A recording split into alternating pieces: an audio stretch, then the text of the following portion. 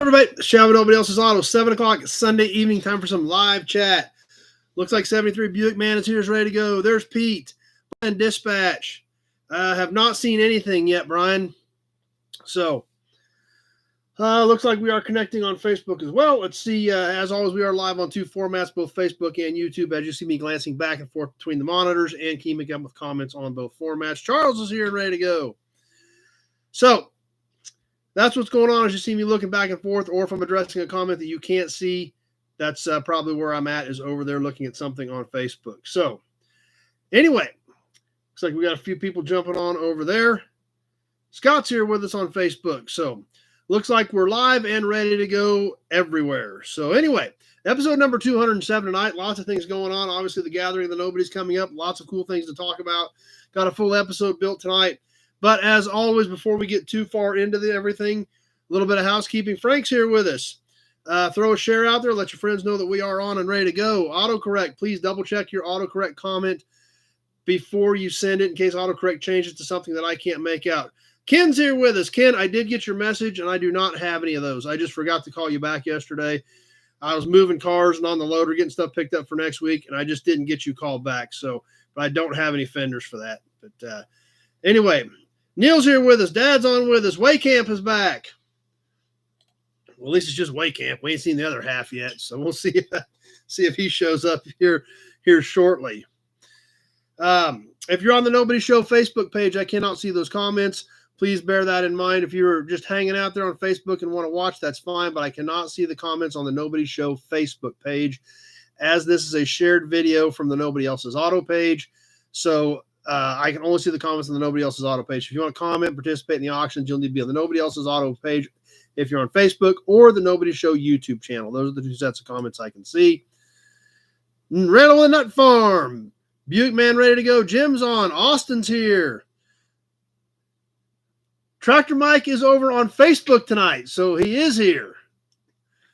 So he is sneaking around over there on Facebook tonight. Super chats are always great. Ads, we are definitely dealing with ads now, unfortunately. There isn't much we can do about it. That's YouTube's control. We try to work around them best I can.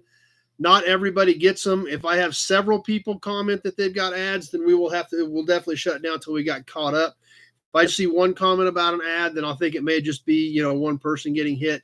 So we'll keep rolling for a little bit. If we're in the middle of an auction, I will stop the auction if we get a barrage of ads, and then restart after the ads have ended, after I get an all clear from everyone. If we're in the last 30 seconds, we will restart it with 30 seconds left to go, so everybody has a fair shot at that point. Justin's here with Fireball's Garage. And trolls, as always, we do sometimes occasionally end up with a troll on here. I ignore them. They're trying to screw up our chat because they can't get any attention from mommy. So I ignore them. You guys do an amazing job of reporting them and making sure they know they're not welcome. So Alan's here and ready to go.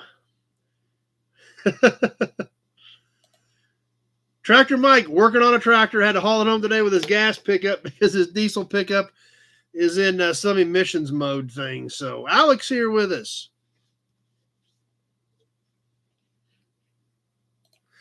But anyway, before we get into the gathering, a couple things I want to touch on real quick. Double W is back tonight. Pioneer Village adoptions, we talked about it last week. We showed everybody the card that you get with the adoptions. We read through the letter. Obviously, Randall as well as Leo did individual adoptions. They got those cards. The rest of them we did as a group. However, Randall did start the pot off for next year, so to speak, with a nut farm. He rounded up last week on his purchases and started off for next year's Pioneer Village adoption. So, which is super great, guys. The fact that we're already thinking ahead. These are good till next March. And that's awesome that, and we've been talking about it, and Nut Farm already stepped up and did it. I keep those receipts in a separate file so that I keep track of what you guys have donated for that. And hopefully by next March, we have at least $400 to maintain the 4 cars that we have adopted. And if we end up with 500 or 600 or more, whatever we end up with, we'll just adopt more cars. I think it's a great program. It helps an amazing place. A few of you guys have been there. and understand exactly what I'm talking about. So that support is awesome.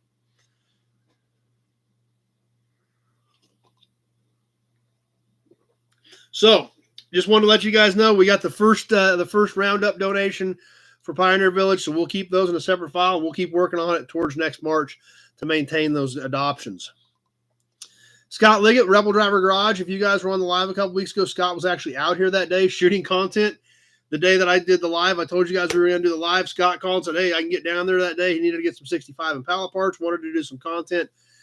So he did throw up the first video that he shot here. So be sure to check him out. If you didn't see him when we did the live from the yard a few weeks back, be sure to check out Rebel Driver's Garage with our good friend Scott Liggett. We've done Rocky Mountain Race Week with that dude for several years. Great guy, and was super excited to have him do some stuff. And he, like I said, he was on the live with us for a few minutes. So numero uno is here. Number one made it back tonight. So be sure to check out his channel. If you haven't, give him a subscribe and check out some of the content he does. He does a lot of junkyard crawls, a lot of cool stuff there. So you definitely want to check out what Scott's got going on as well. I remember one year we were down in Missouri. He went to an antique shop and bought a boat motor and hung it off the back of his C10. That was actually pretty comical. He literally bought an outboard boat motor and hooked it to the tailgate of his C10. It was pretty funny. Alex is here with us. So anyway, moving forward, next Friday, we're actually going to meet some of you guys in person, and some of you guys are going to finally meet each other. Some of you are coming in on Saturday, and I understand that. It's whatever works for you guys. But as of right now, everything seems to be ticking along pretty smoothly. So something's bound to go haywire at some point. That's right. Definitely. Huge thanks to Pete for helping organize all this. No doubt about that. And it's going to be Alan's birthday. That's cool. So, like we've been discussing, Friday during the day, Rico's coming in early to help me. Kevin L's here. And Pete's going to get headed this way that morning as well. Dennis made it.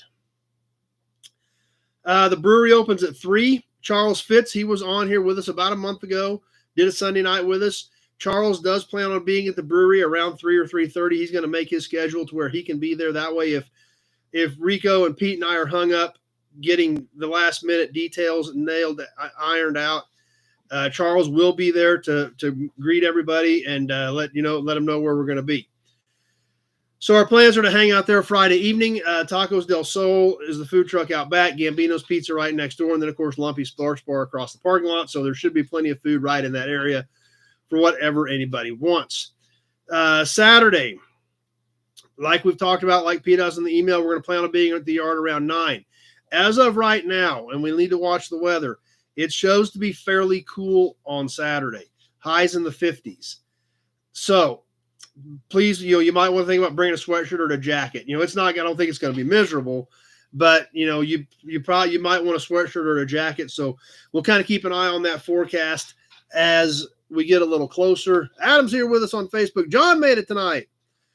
We'll keep that in mind as we get a little bit closer. I'm going to double check to see if that's still showing that for next Saturday. Yeah. Highs in the mid 50s as of right now. But Friday shows highs in the 60s and Sunday shows highs in the 60s. So hopefully that's kind of where we're going to end up. But please keep that in mind. You might want to throw a jacket or a sweatshirt in. At the yard, we're going to be hanging out there, checking things out. And you guys can walk around, take pictures. I'm going to have Dad, Rico, and Pete in 3 different areas of the yard. That way, if anybody has any questions, you can catch them, and then they can get a hold of me. That way I don't have 20 people trying to text me or call me at the same time. Those guys are going to have, a can of WD-40 if a hood is stuck or something. Those guys are going to have a can of that with them to help out with anything like that. And just if there's any questions, that's going to be your contact point for whatever area of the yard you're in. And then that way they can holler at me if we need to discuss something or get a price on something or whatever we need to do. So that's kind of what we're going to do during the day Saturday. As I know you guys want to look around, check out the cars, take pictures and things like that. So empty big gulp, super big gulp. Yep. Pop rocks. Pop rocks for Jess, earplugs for Rico. That might be true. Tuna nibbles for the cats and cash. Lots of cash. Bring cash. That's right. Bring cash, bring junk to trade, and absolutely bring good vibes. Perfect, number one. Great way to put it. So while we're out there during the day, like I told you guys last week, my good friend Mark is going to smoke brisket for us for lunch. Talk about a winner for lunch, too. So we're going to have that out there. We're going to have, like we talked about, silent auctions, and I want some of your guys' feedback on the silent auction pieces. I've got some kind of medium-sized stuff. Do you guys want some smaller stuff? Do you want, kind of give me some ideas of what you want in the silent auction? I don't know how much stuff we're going to have. I don't know how much stuff we'll do. But if you guys want to give me some feedback on that, I've got a few things picked out already, but kind of tossing some ideas around about some other possibilities on the silent auctions. And like we talked about, there will be a door prize drawing / raffle drawing. I'm thinking about laying out about a dozen pieces, and we're going to draw probably now when you get here, and this is why it's been so critical for you guys to get on Pete's list. Pete is going to have name tags, and when you get your name tag and check in, you're also going to get an entry for the door prizes. The door prize and raffle, I think I'm going to run it all together. It'll be on one table. We'll pull a handful of names out of the door prizes first, and then we'll start yanking tickets out of their can for the raffle. So we'll have a separate can for each person that shows up. Will have their name in one time for the door prize. And then after that, the rest of the table will be coming out of the raffle. And obviously we do raffles, now I make slips with everybody's name on it. Obviously it's going to be tough to do that. Austin likes some small items. Okay. We'll definitely do some of that as well. I've got some kind of medium-sized stuff that I thought would be good because it would be difficult to ship on a regular auction, but we can definitely squeeze, work some small stuff in there as well too. So as far as the raffle table though, Shayla's just going to have a roll of tickets, the 2-piece tickets. So obviously there's not going to be any way to make name slips like we do on here. So Shayla's going to have this roll of tickets, do the same thing, $1 a piece. These will go into the raffle can. And then after we draw a few door prizes, we'll just start yanking out of here and clear off the table as we go through the raffle stuff. So Tony's here. So that's kind of what I think we'll do on that stuff throughout the day on Saturday. And then after that, we'll come into town and check out my good cars. And then hopefully we'll have time to swing out my dad's and look at some of his restored cars and his collection as well. And then, like we've discussed, back to the brewery Friday evening for Flatlanders. Stone-fired pizza. I love it. I had one last night. It was amazing. Bill Wagaman's here. Jeff made it. Tweedledee's here. Watching sprint cars. Bill's watching sprint cars tonight. Pocket changers, smalls, paper, local things or stuff. That's true. Yeah, bring stuff with you to share. Absolutely. So I think it's going to be a lot of fun. And like I said, I had Flatlanders last night. I'm ready for another one. I posted a pic up on YouTube of a Flatlanders, and they're about this big. I mean, it's like 12 inches long. It's good. It's really good. So looking forward to that. And then, like we talked about Saturday morning, we'll do something quick down here at the shop. If you guys want to stop by and grab something to eat on the way out of town, some sausage or eggs or breakfast burritos or something quick, stop by, say hi on your way out of town, grab something to eat. If you want to hang out a little bit, great. If not, if you need to hit the road, perfectly understand. Just wanted to do something to wrap the weekend up. The brewery, Dry Lake Brewing, my good friend Ryan Fairchild's brewery. I took a shot last night of the beers on the tap list. Here's what they currently have. Benjamin from upstate New York's here with us. Cheyenne Bottoms Up. Monon Blonde. And these are starting with the lighter beers, working to the heavier beers. 5-0 Wheat. Aniline Irish Red. Winchester English Pale Ale. The Prairie Skyscraper Wheat Lager. A Smoky Hills Porter.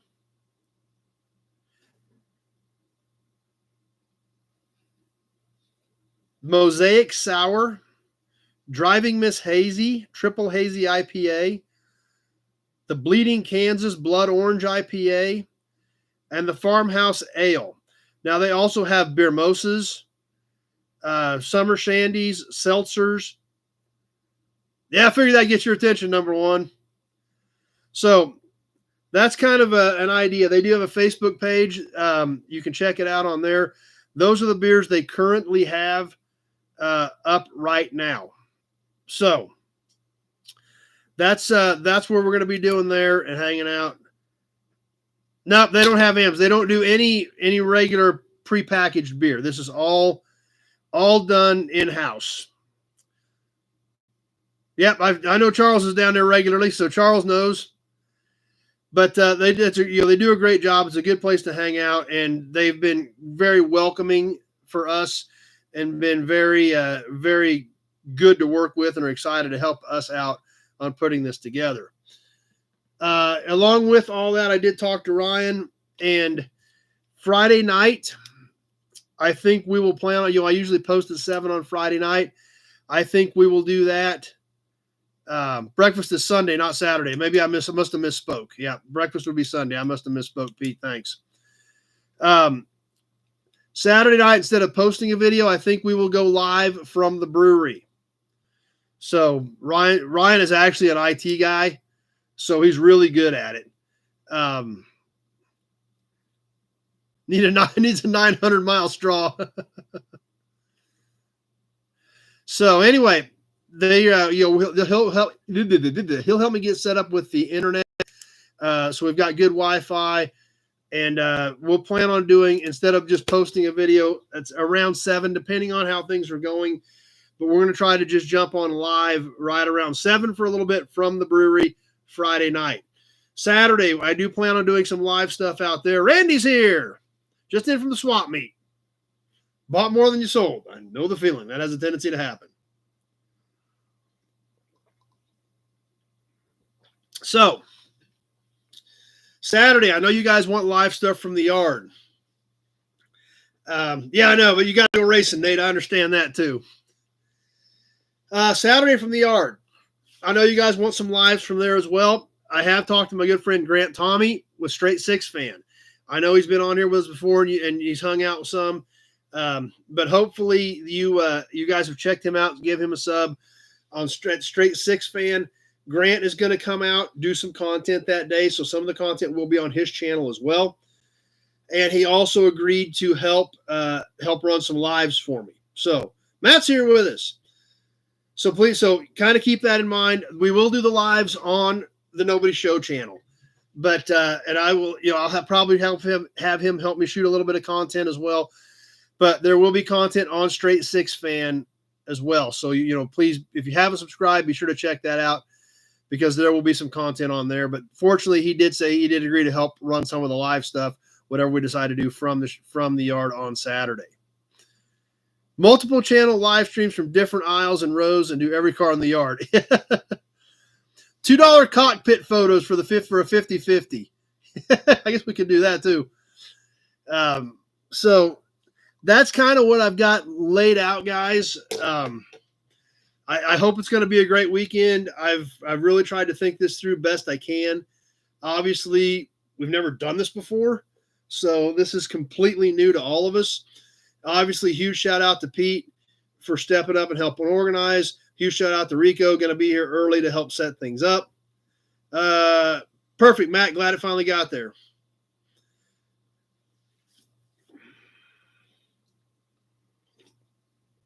So anyway, that's in a nutshell what we got cooking, and hopefully it's going to work. Hopefully.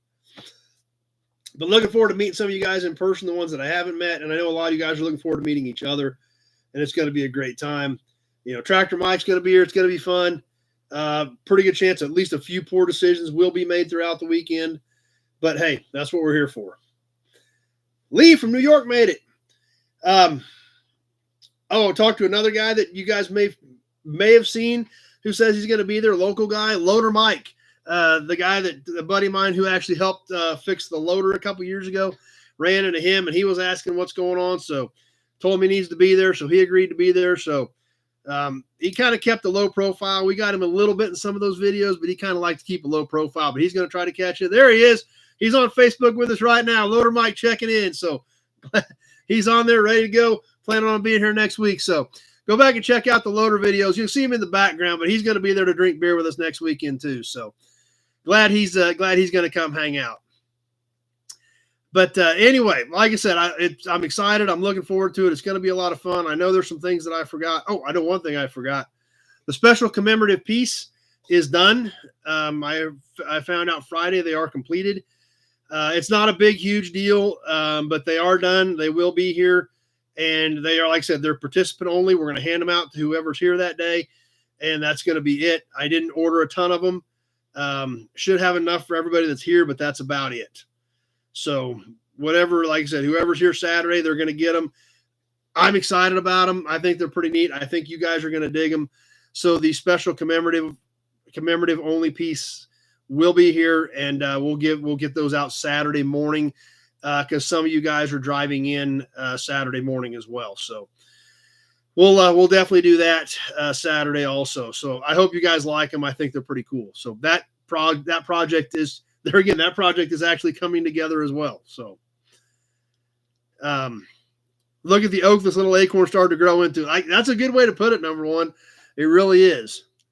Whatever's planned is going to be a great weekend.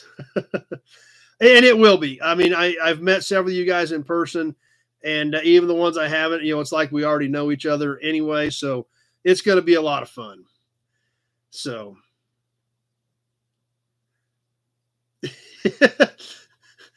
Loader Mike, I post as you make the bad decisions comment. Well, now we got Tractor Mike and Loader Mike there. So it's pretty good chance that the poor decisions may take place. But like we also talked about, poor decisions also can make good content. So we'll see what happens. Speaking of poor decisions and good content, I picked up a Toyota this week. We can have some fun with that, maybe. Who knows? Maybe we throw it around with the loader, smash it. I don't know. I thought of that when I picked that up. I was like, this could be fun next weekend. We can do all kinds of creative things with this thing. But anyway, just a thought. So anyhow, now we're going to have to. I'm losing you, number one, but it looks like a great comment. I'm just not following you. That's right. As Randy says, poor decisions make great content.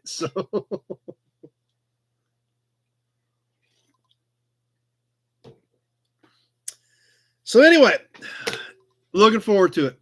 And thanks to your guys' support, your willingness to participate.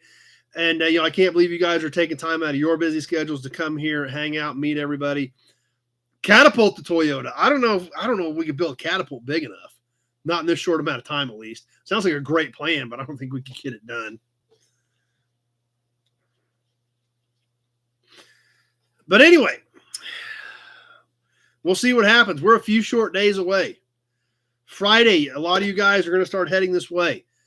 And it's kind of crazy to think about the fact that it's here. We've been talking about this we started talking about it in December. So we've been talking about this for 4 or 5 months, and it's here, a few short days away. So we can blow up a Toyota. Cool. I thought about that, but I don't have anywhere close enough to where I'd have a garden hose where we could actually blow it up. I like the idea, but this one supposedly doesn't run. But it's another great idea, Tractor Mike. And Tractor Mike, believe it or not, Tractor Mike's suggestion is jump it through a camper. Now, jumping it through a camper is an excellent plan. The crazy part about it is Tractor Mike has experience with this type of project, because a few years ago when he was hanging out with a bunch of knuckleheads called the Mayhem Ranch, they got an old Cadillac and they literally built a ramp and jumped it through a Cadillac. I mean, they were legal and everything. I mean, they got a fresh piece of cardboard to make their license plate out of, the whole shooting match. We need to find that video, actually. I'd kind of forgotten about that, but we need to see if Tractor Mike has that video and see if we can post that, because it was pretty epic. So jumping it through a camper, Tractor Mike has experience with a similar type project like that. Let's see. Nobody while intoxicated, miking while intoxicated. We're over the legal mic limit. Do you have any negative feedback about the Toyota short? I think there was a couple people popping off. I didn't go through and read them all. I don't, as you guys know, I don't pay much attention to comments. But I think it did some, which was the entire intent. I mean, it's like, and that's what those people don't understand. When people do stuff like that to intentionally stir it up, I mean, that was the entire reason I did that. That's the entire reason I will smash this other Toyota that I got, because it does stir content. So I think there were some, but like I said, I didn't actually go through and read them all. So, yeah, that's true. It did kind of start a forest fire with a cigarette butt. So, let's see. $5 for 5 minutes of a sledgehammer to the Toyota. Might not be a bad plan either. So, Bert's Adventures, intoxicated here in Bangor. Hit me. Well, glad you're hanging out and having fun. Toyota employs more people in the U.S. than GM does. And that could be true, Frank. But when it's all said and done, at the end of the day, guess where that money goes? It goes to Japan. End of the day, I don't care what they say about who they employ, where they build them. I don't care. Money goes to Japan at the end of the day. So, and that's all. That's enough for my political rant, but that's it. The money goes to Japan. And then they come over here and buy our ground. So, Hudson Badge. Devin's here, ready to go. Glad you guys are here. So anyway, looking forward to next weekend. It's going to be fun, and I can't believe it's here after all these months of planning, all of Pete's hard work. We're here. So stay tuned. We will jump on live Friday night at 7. We will bring you some live stuff from the yard that day, and we'll see how it all shakes out. Keeping our fingers crossed it all works, but I know it's going to be a great group of people. Probably going to have to keep an eye on the mics, but hey, it's going to be fun, and that's all that matters.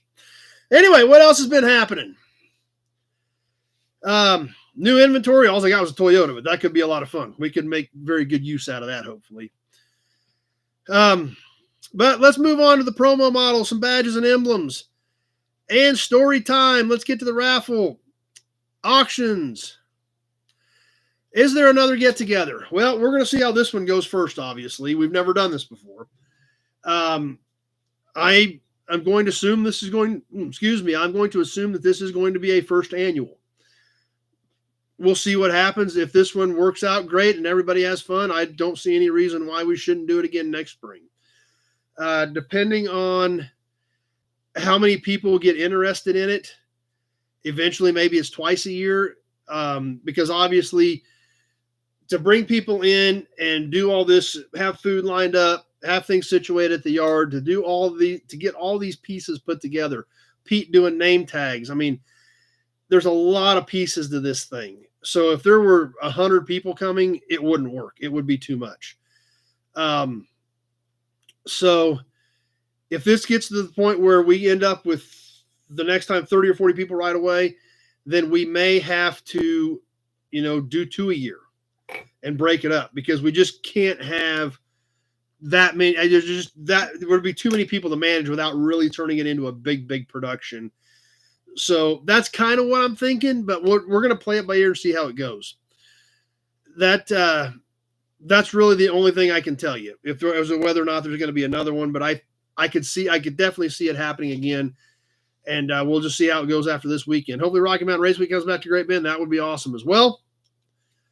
So we'll just see what shakes out. I don't know what else to tell you. So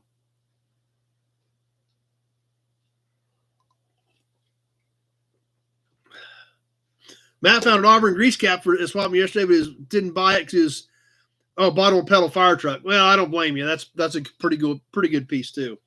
Great Bend's the next Iola. I don't see it getting quite to that level, but we'll see what happens. I just hope that the work that I've done, the work that Pete's done, the work that my friends are volunteering to help with, that this all clicks and comes together the way I got it envisioned in my head. Obviously my dad's going to be out there. My mom will probably be out there. Shayla will be out there. So I'm hoping that this all clicks and comes together, but we'll know this time next week. So let's move on to the promo model. If you guys have any other questions or something else pops up, I keep neglecting these things. I keep forgetting these. We're getting talking. In fact, you know what? What the heck? Since I'm way behind, let's get out the big guns.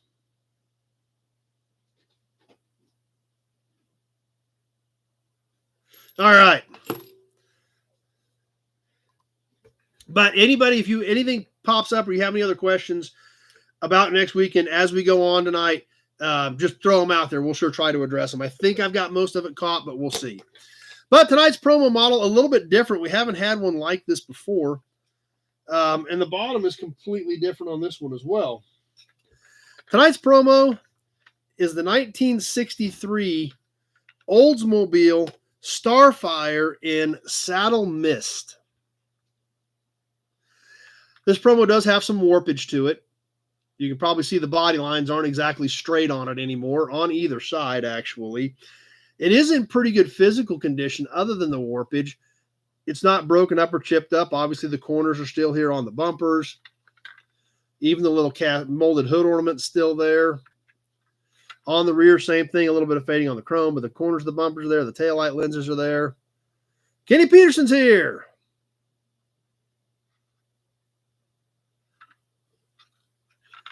No, I did not make a row of take it now before I change my mind cars. All I've been doing is trying to pick up stuff that's not where it should be in the middle of roads, trying to make room for parking. That's what I've been worried about mainly. So the Starfire, obviously a very unique car for Oldsmobile. This is kind of a sporty coupe. Definitely, I believe, was definitely overshadowed by the Grand Prix and the Wildcat. I think the Starfires were a great car, but were kind of overshadowed by their cousins, and then obviously completely overshadowed by the Impalas of that era. Inside, it is a bucket console interior. I don't know how well you guys can see the inside of this particular promo. It is color matching.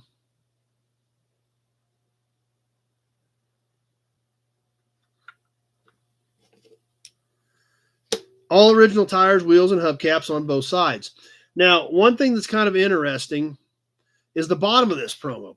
Obviously, these promos, the bottoms are never extremely detailed. They're basically usually a one-piece molded plastic to resemble a drive line underneath the car. Obviously, Fords of this era, we've looked at several of them, and they have a lot of selling features on the bottom of them. This one's just a little bit different. Oh, exclusive Oldsmobile guard beam frame. Use of trademark and car designs authorized by General Motors Corporation. All cast into the bottom of this one. I don't know how well you can make it out. We'll try to get the lighting just right so you can see it. So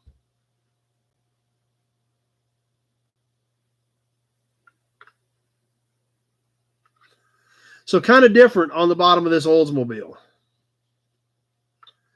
Rusty Oakey's here. It was Tony's birthday, so everybody catching him, throwing some birthday wishes out there for Tony. The finish on this car is still pretty nice. We can still see the shine on it. So overall, other than a little bit of warpage, really good condition on this 63 old Starfire. And in my opinion, a car from the 60s that are really overshadowed, but really look great. I've got one Thunderbird that is a radio. So we'll get it worked in here one of these nights.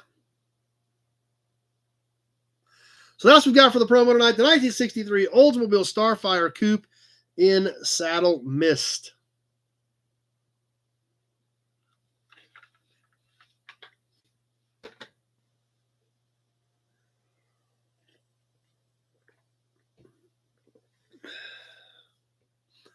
On to badges and caps. Follow-up from last week. I discovered something that I didn't realize I had until I went over and looked through the box again. We had a great discussion about the very unique and very short-lived Chandler cap last week. The 1929 Chandler, the final year of production, like Alex stated, only a few hundred built.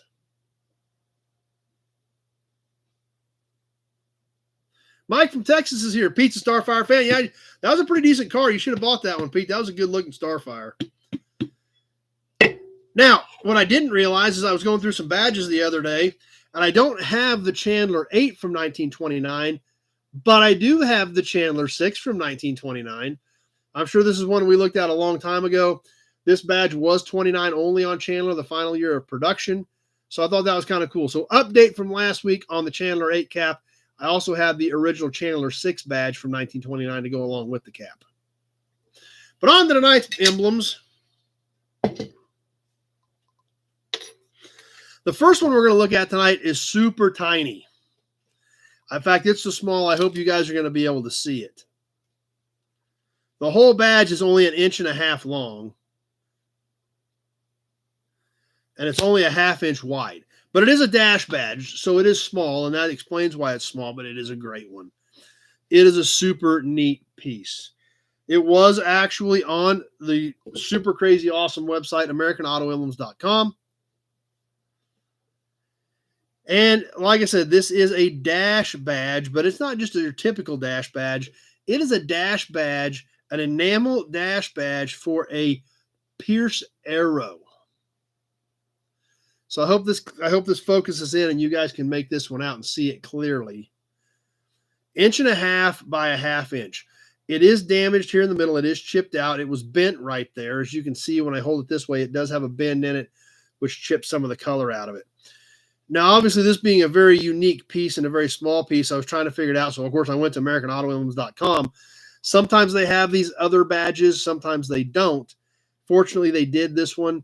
So you guys can check it out, but I also screenshotted it off of the American Auto Emblems website. So there it is. This is where it was located on the dash, right above the gauges. The arrow, the head of the arrow was red. It's so small I can't hold on to it. So if you guys, I don't know if you guys can make it out or not, but this was red right there, black background, and then, of course, the chrome pierce and the chrome frame around it. It was a stud mount piece, and somebody probably pried it off because I've got a whole box of these. These teeny tiny ones stay in this box. These came out of the big collection where we bought a lot of badges over the years. So this thing has stayed in this box along with a handful of other little teeny tiny ones out of that collection. So we got more cool stuff in here to check out too, by the way. So you can see it was stud mount. I would imagine somebody tried to probably pry this off of the dash 90 years ago, and that's what happened to it. It's what I'm guessing. So kind of a neat piece, although it's teeny tiny. And that was 1929, 1930, by the way. 1929 and 1930 is what used this dash emblem in a Pierce Arrow.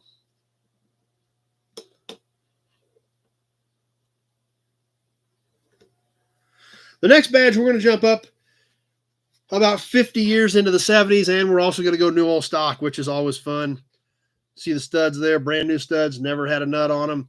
On this 1976, 1977 GMC Sprint grill badge. This is the one that went right in the middle of the grill. Has a slight bow to it where it sat at the peak of the grill. Obviously, you see stud mount. Do not have the box for this one, but obviously it's never been on a car. So obviously beautiful shiny chrome. Dimension-wise on this GMC grill badge, 7 inches long, just over 1 inch tall, and went right in the middle of the grill.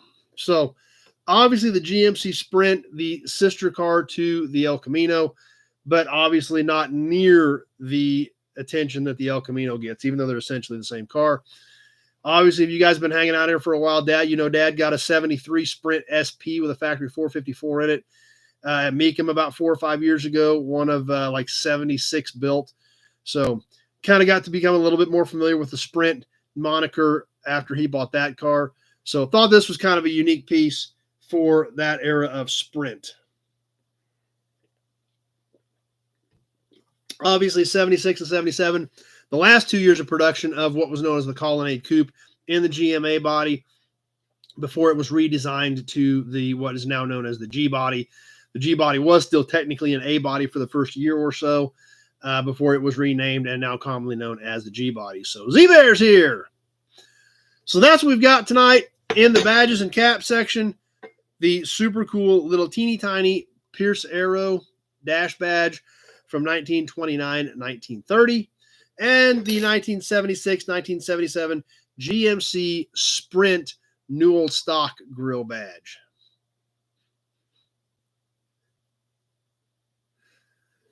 No, don't want to sell either one of these. That's for sure. So, obviously, we don't want to lose the little Pierce badge, so we're going to put it right back here into this little box with these other badges, and we'll get to some more of these in the near future. Have not found a good place to research grease caps, Randy. So, not sure on that. Do not have an answer. There are a few of them here and there on AmericanAutoEmblems.com, but not a ton.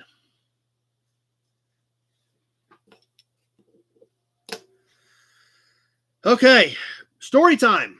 Let's catch the old scrapbook that we have been digging through from cars that Dad had that I don't even hardly remember. Kevin made it.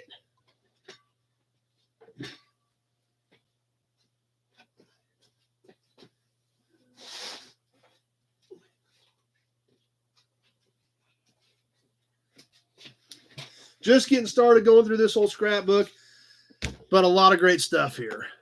Sounds perfect, Z-Bear. Let's have another Hudson badge.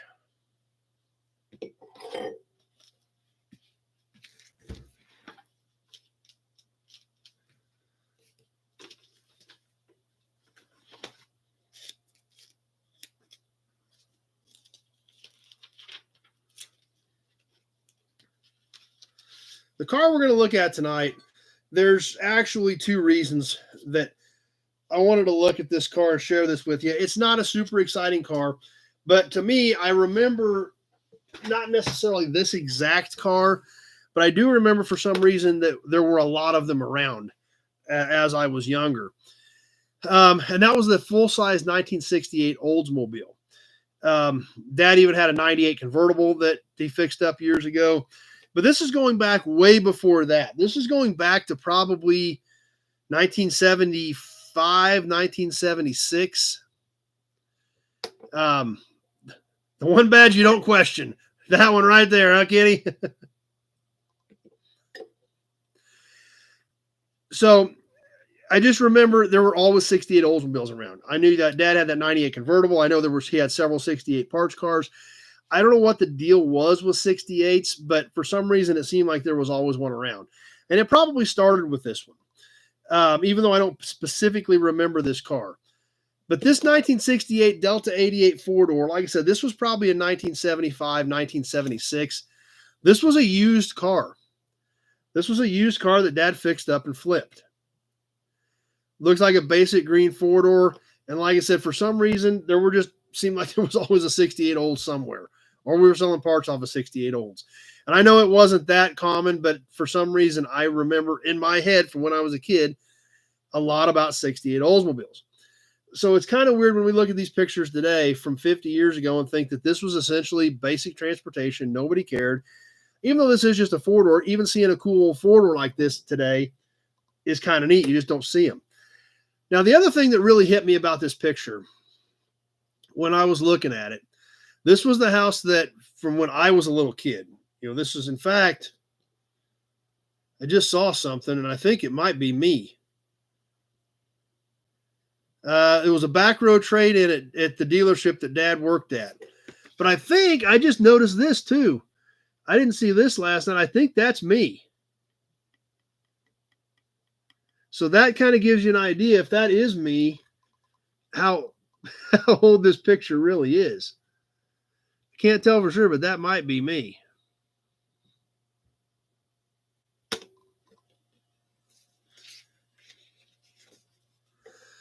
But the other side of this, the other part of this story, Auburn badge, that I wanted to share with you guys is there's a lot more in this picture. And that's one thing that when we go back and we look at some of this stuff from days gone by and we really get into it, sometimes things hit you that you don't even think about. I've seen these pictures 100 times. I mean, these scrapbooks have been around since I was that big. We have photographic proof of how long these pictures have been around. So like I said, this was the house that, where I first remember. We moved from this house in 79. I've got 168 Delmont that I bought here about a year and a half ago. It's the only 68 Olds that I've got in stock right now. And that's part of the reason I bought it, is because I just remembered 68 Oldsmobiles. Yeah, they did have color pictures by then. But, it's one of those things when you look at these pictures and you look at them now 50 years later, or almost 50 years later, probably 45 years later for sure. And then you start noticing things that you've never thought of before. And that's what happened to me last night when I was working on this, is the rest of it soaked in. And we're going to see more of this as we go through the pictures of this era.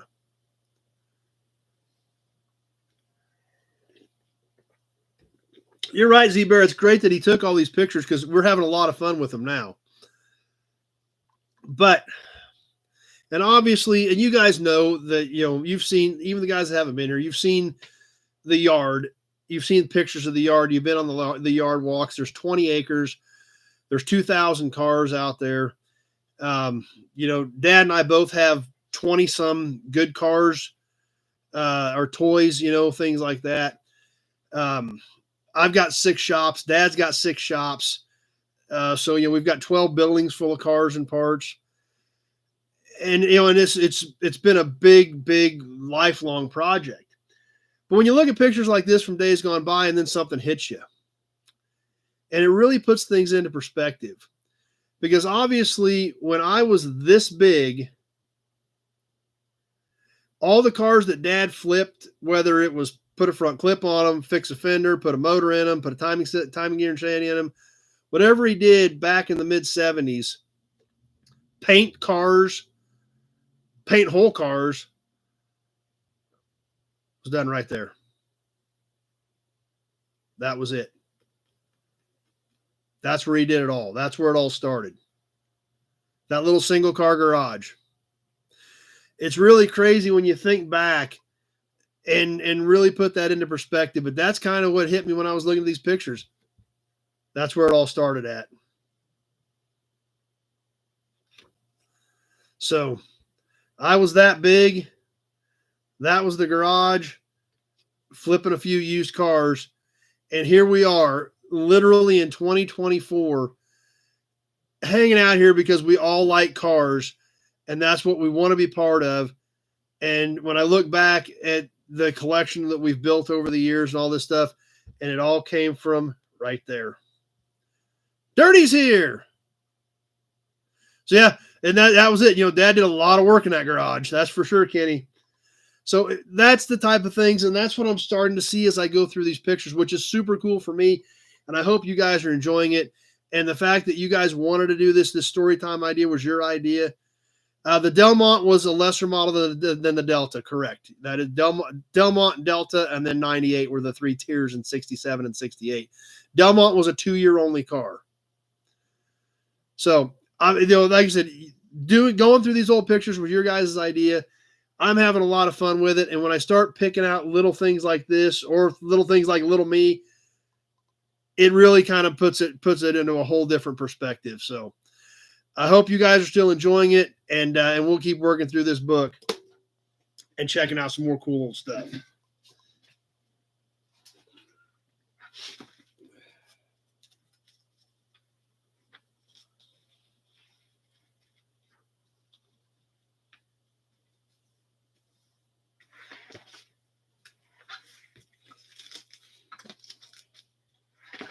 Oh, and by the way, we're on the second page in here.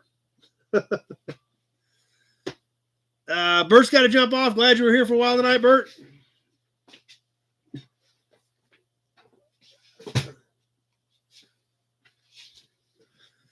Alan's here.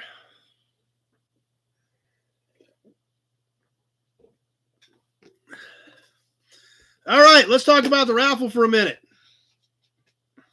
Obviously, the super cool custom-made V8 out of license plates is our big raffle prize for the month of April. We will do a second and a third place. And they will be license plates as well. I'll just grab some miscellaneous plates for second and third plate. Excuse me, second and third place, and then and we'll give all that stuff away. This does come down to a point. You can't see it. It's a little bit too big to get it all in the shot, but it is about 3 foot tall. It's about 36 inches tall.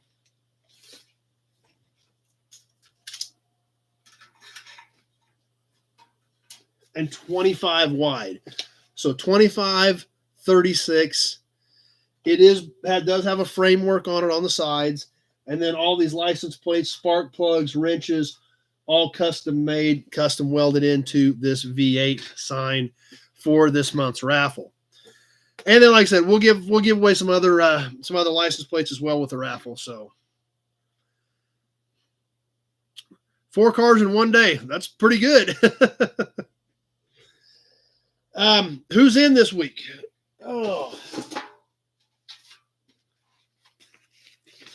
Oh, Pioneer Village 2025. There's the new stack. Started off by the Nut Farm. So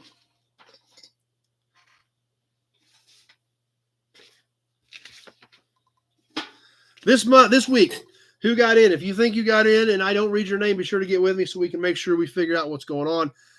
X-Ray Dean, I got your check. However, I'm not sure what it's all for. You didn't have that much in auction purchases, so I don't know if it's raffle. I didn't know if you wanted a t-shirt. So if you're on, if you can let me know or give me a shout and let me know so I know what to ship you. So David W. is here. But anyway, who got in this week? Kevin Brown. Adam Briggs. Austin McCoy. Randy with a Nut Farm. And Dennis Chapman. That's who I've got in the raffle for this week. So 2 weeks in, a couple weeks left to go before we give away the big V8 license plate sign. Pretty neat piece. Okay, perfect. I was wondering about that because that's exactly what I was wondering if it was going to be a t-shirt. Let me make a note of that. Double X. Okay, I got you.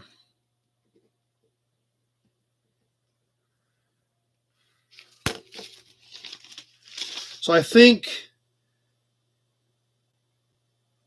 okay, I'll go through and check and see because I do still have them left, and I think you had one auction item, so we'll get that taken care of. Perfect, Kenny. That's awesome. So anyway, we haven't done any bonus. Let's do a bonus raffle, a bonus drawing. Out of the big bonus drawing can, I need to get this thing refilled. I got a few things left in here, a few matchbooks, a few cards, and a few small toys. But it's getting a little depleted. So we need to fill this thing back up. But in the meantime, let's give something away tonight out of here. In fact, I got a few matchbooks and a few toys. Let's just grab one of each. How about that? Let's grab a toy, and the matchbooks are flat, so they're easy to tell. But that's a matchbook, and let's get one of the bigger ones. We'll just do 2 of them.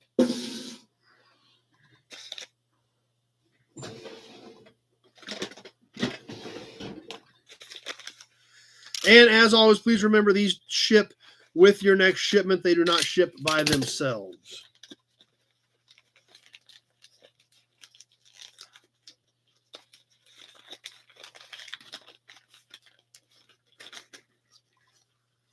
Gasoline truck.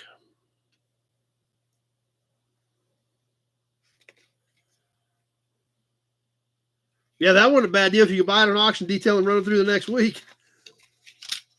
A little tougher to do today, but and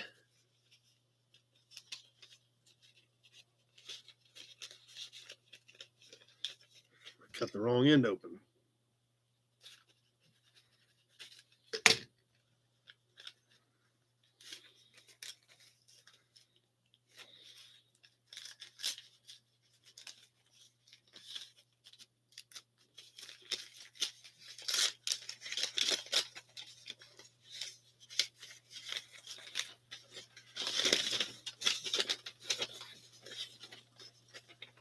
This is kind of funky. Gold dice. So you're going to get the gasoline truck and the gold dice matchbook. And who are these going to? Let's yank a name out of the big Buick oil can on the bonus raffle. All those guys we just read off, as well as the entries from last week, are in there. These do not affect you in the overall drawing. And let's yank a name out of here.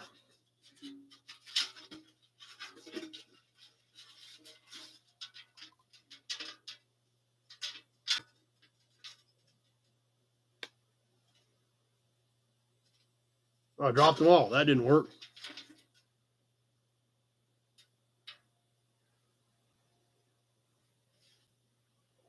Adam Briggs. I think we pulled your name last week, too.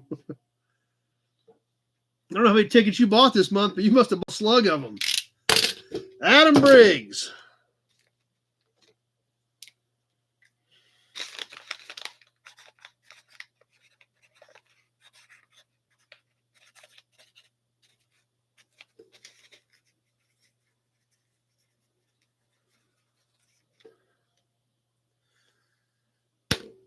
Bill's back. All right, we got Adam's name on those to go into his next shipment. And, as always, right back into the big Buick oil can for the big drawing.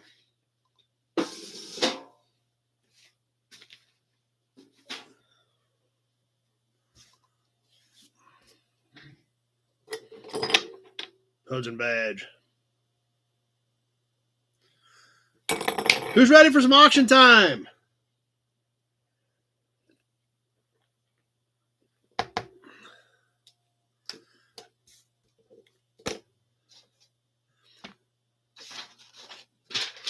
Let me get reshuffled here. Let's get the auction pad out and ready to go. Dirty is ready to go. Wow, everybody's getting excited. Adam says, yeah, he's going for the V8 sign, so he did buy in heavy. All right. Everybody might want to hit refresh now. Make sure you're up to date, up and caught up and up to speed and ready to go. As always, we'll hold up an item. We'll talk about it. We'll talk about that car. We'll show you any flaws, any defects in the piece. We may give you a few dimensions on it. As we're talking about it, if it's a piece you're interested in, go ahead and throw a bid in. That way I will know if we've got interest in that piece and we're ready to go. Dirty says Adam can have all the smalls. He's taking the sign.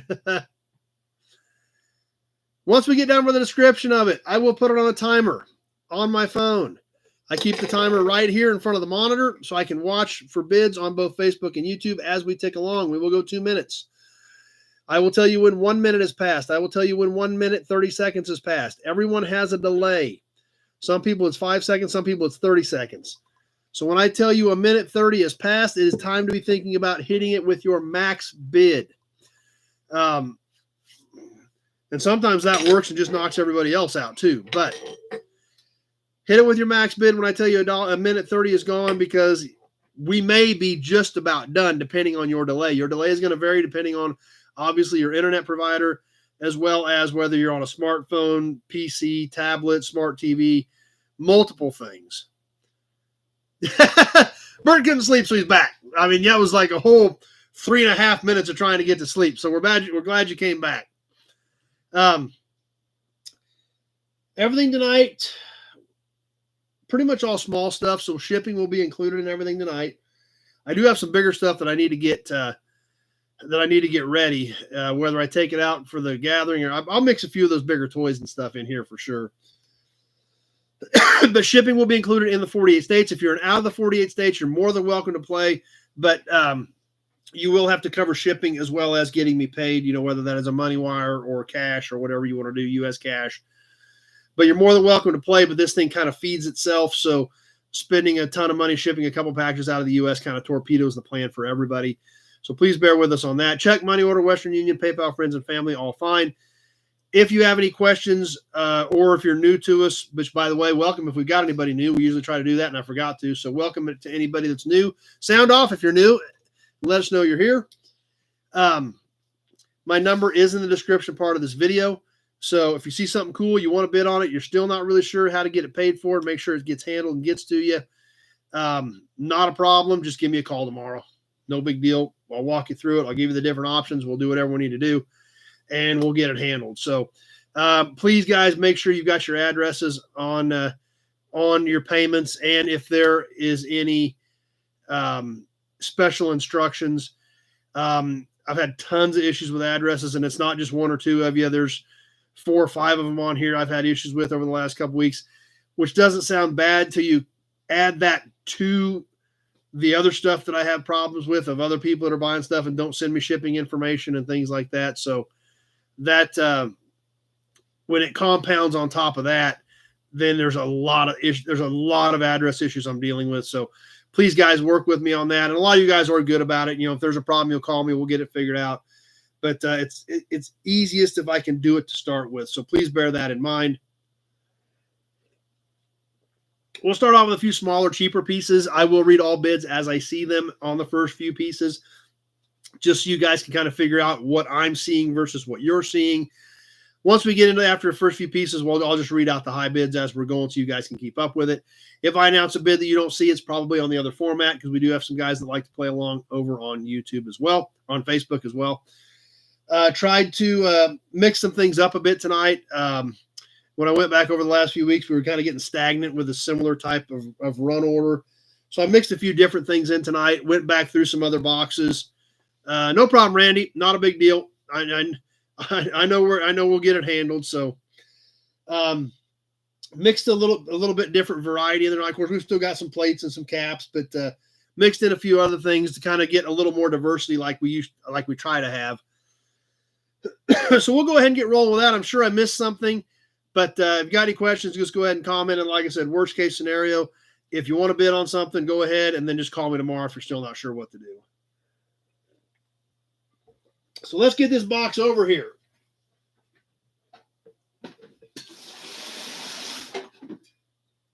Let's see what kind of goodness we got in here. And like I said, we'll start with a few smaller, cheaper things, kind of get everybody in the groove, kind of figure out what's going on and see what we need to do.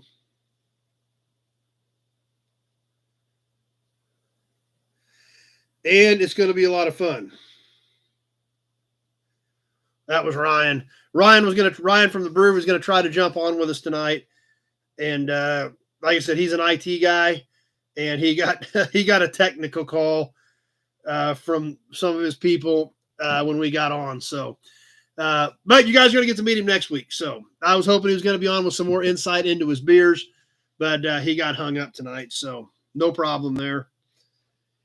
But let's go ahead and get rolling. Check out some cool stuff. Let's see. How do we want to start here?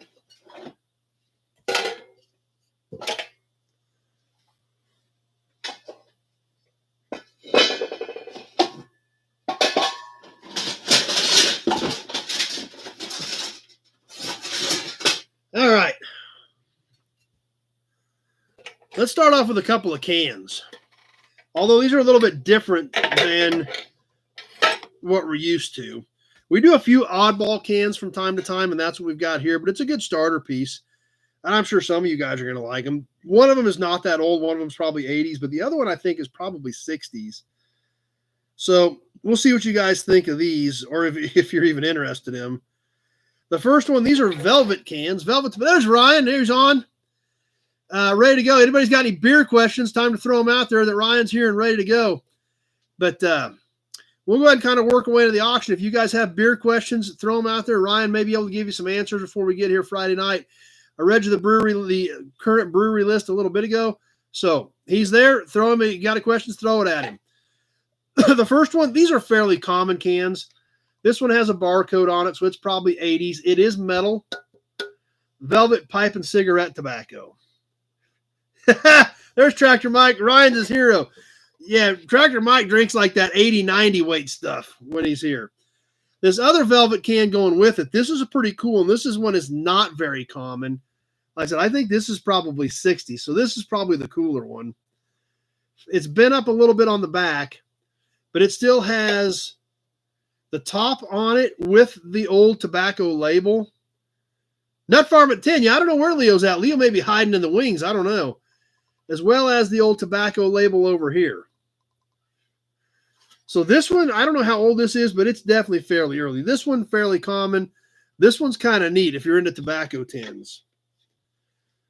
They're the same size, just to give you an idea. All right, they got the 80-90 ready to go for Mike.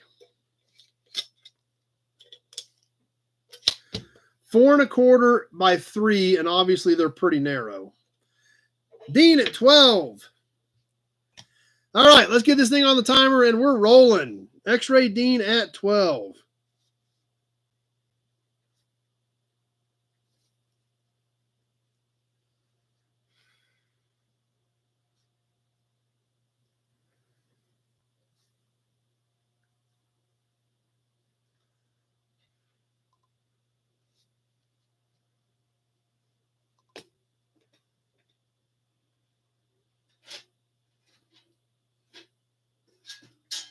Nut Farm, 15.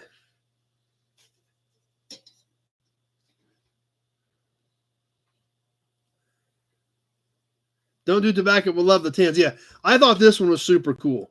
These, not that uncommon, but this one, I've seen 100 of these to one of these.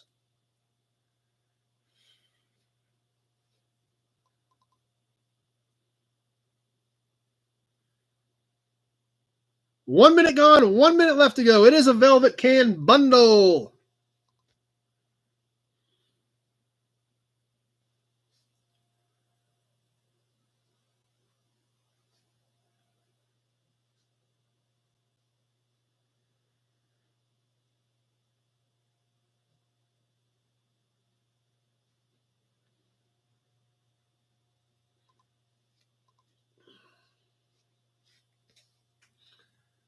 Minute 30's gone. There's the minute 30 mark. 30 seconds left to go. The Nut Farm at 15.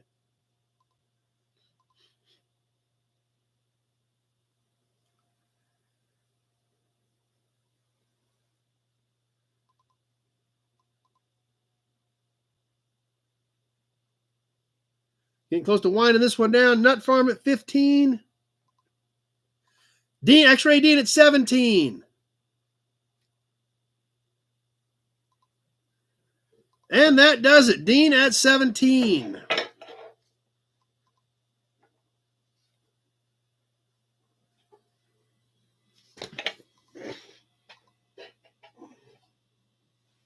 All right. Let's slide a little toy in here. Another one of these cheaper toys. We've been doing several of these. I had a whole box of them. We're down to about the last half dozen. The crazy part about it is I had a whole box of them, and none of them were the same. They were all slightly different on these tiny little trucks. This one's a silver Buddy L. Tandem axle, all original tires and wheels, original Buddy L stickers. Original glass isn't broken out, kind of yellowed, but not broken out. Nose is all still intact. Bottom of this thing is clean. It's been played with a little bit. We can see where the trailer made a circle around back where it hooked up. Randy at 15. This one is 4 3/4 long on the little Buddy L. It does have kind of an interior in it, but a pretty decent shape. Kind of a different color. You don't see a lot of these in silver. But a neat little toy. Let's get this thing going. Randy starting us off at 15 on the cute little tandem axle Buddy L.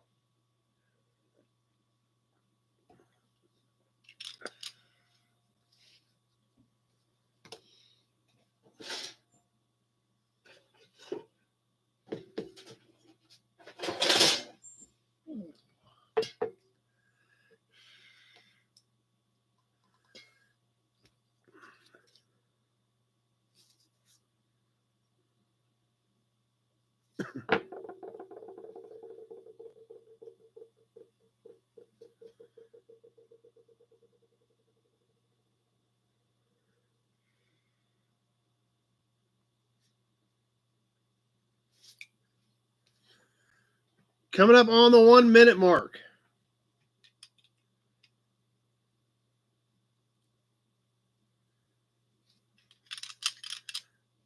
1 minute gone, 1 minute left to go.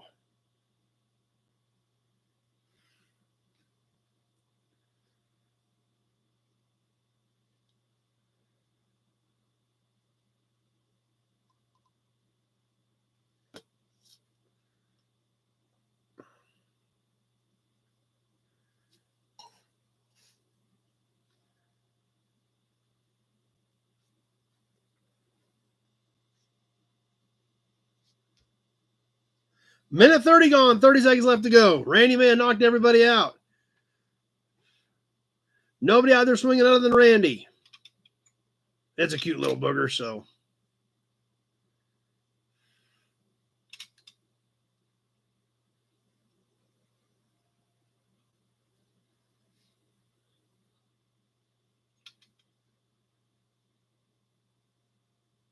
Dirty at 25. And that does it. Holy cow. Dirty slid that one in there. He was waiting, ready to go. Sighted in. Dirty at 25. For just the second piece, he slid that baby in there at about 157, 158. Boom. That was a crazy shot. Randy didn't even see that one coming.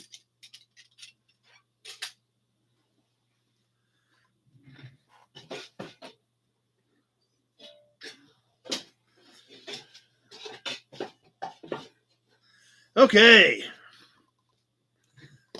Need to start sliding some license plates in here. We got a big, well, I got to say a big mixture, but I got a really good mixture of license plates tonight. This one, it's used, and it's a different state, but man, it looks nice. Holy cow, this thing is nice. From Missouri. Going back to 1979. This beautiful light blue and white Missouri plate. It is used, yes. I had to look at it very closely. Look at the back of it. But when I looked close enough, I could see it did have some, it was screwed on. But whatever it was on was probably not driven very much and probably sat in the garage most of the time. Bert started us off at 5. Yeah, it's extremely clean. It's a standard size, roughly 6x12 plate. 1979, kind of crazy to think that that's 45 years old. Like I said, a little bit of wear on the back, but overall, just holy cow, it's nice. Ads. Okay, a couple of comments on ads. So let's give it a second here, get it all clear. Let's have a Hudson badge for everybody else for a minute. And we're going to get ready to get rolling on this Missouri plate here in just a few seconds once we get the all clear from everybody. And I'll keep organizing things around here.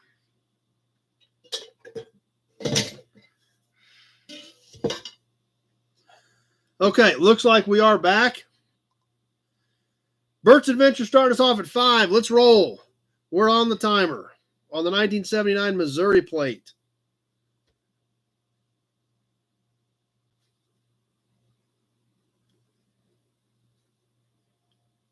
Austin at 10.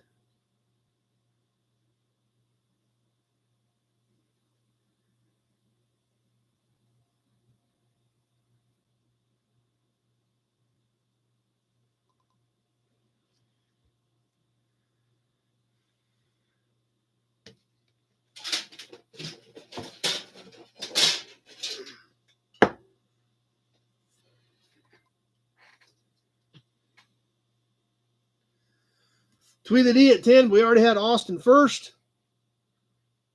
But we haven't even hit the minute mark yet, so.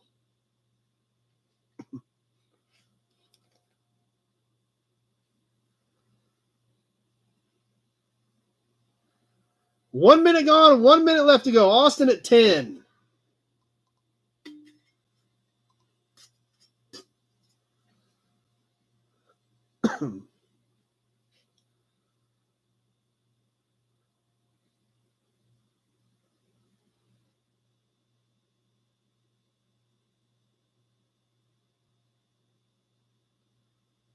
Almost that minute 30 mark. You guys must not be fans of Missouri.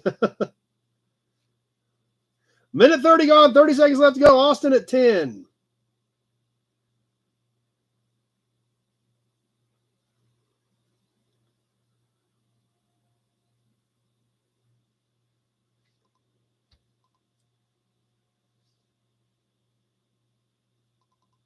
Charles, 15.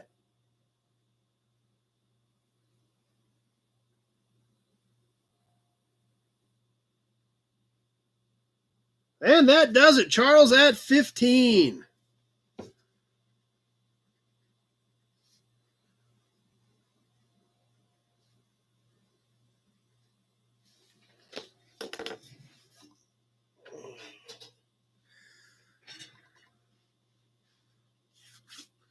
Okay, hold on a second, guys. I'm going to turn some air on in here.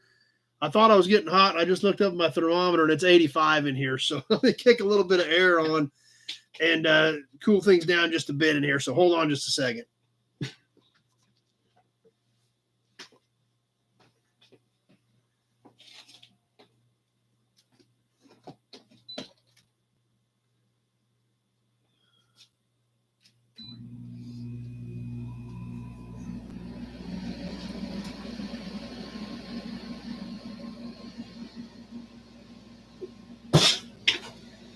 All right, let me know if you two hear too much background noise. Scott's here with us. Yeah, I was like, it sure seems like it's getting warm. I've got a super cool AA Dewar Mercantile Company Chevrolet thermometer over there, and it's showing about 85. So,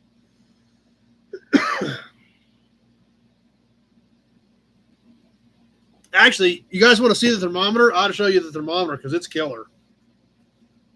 I've never taken it down because I've got it screwed to the wall.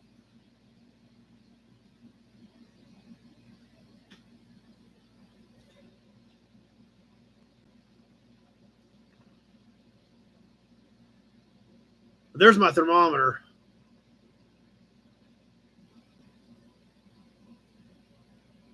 So it's a cool thermometer. I really dig it. I love the fact it still pretty much works too. No, that's not going anywhere. That one is definitely not going anywhere. All right.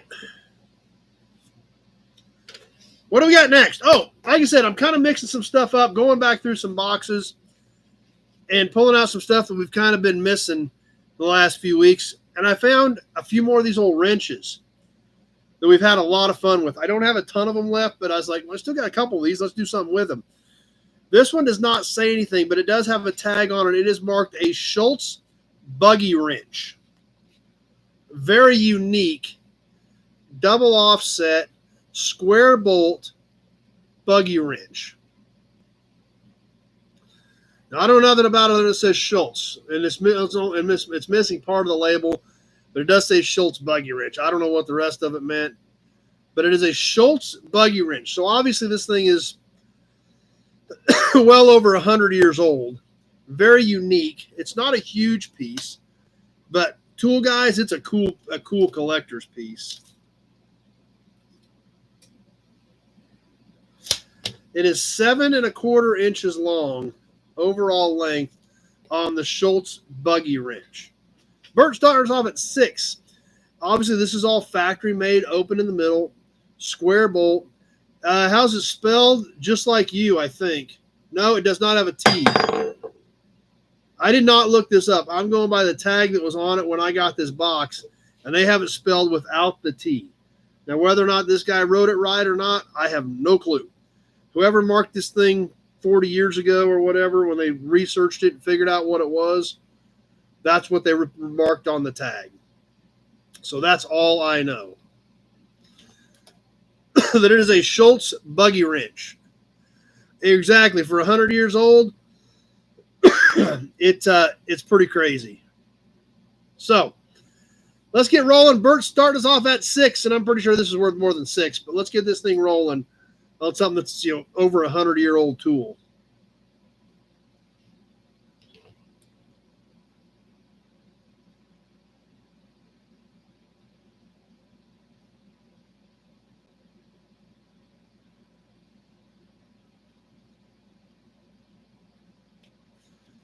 Okay, all kinds of bids coming in now. Rusty Okie at 12 is our high bidder. Kind of crazy that they made wrenches that were just strictly square. I mean, Randy at 14.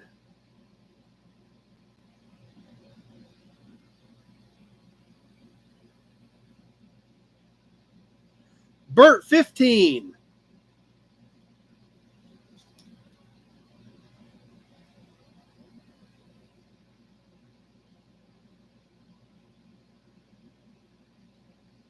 And there's 1 minute. 1 minute gone. 1 minute left to go. Bert at 15 on the cool Schultz buggy wrench.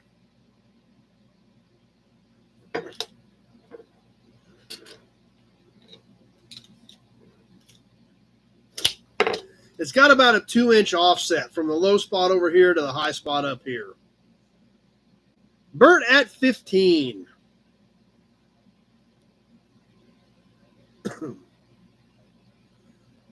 A minute 30 gone.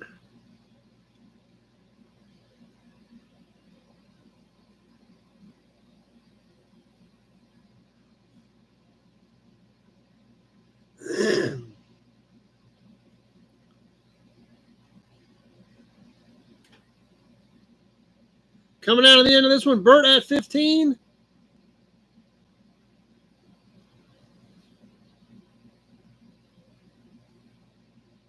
And that'll do it. Bert's Adventures at 15. And there was a Nut Farm at 16, just a hair too late.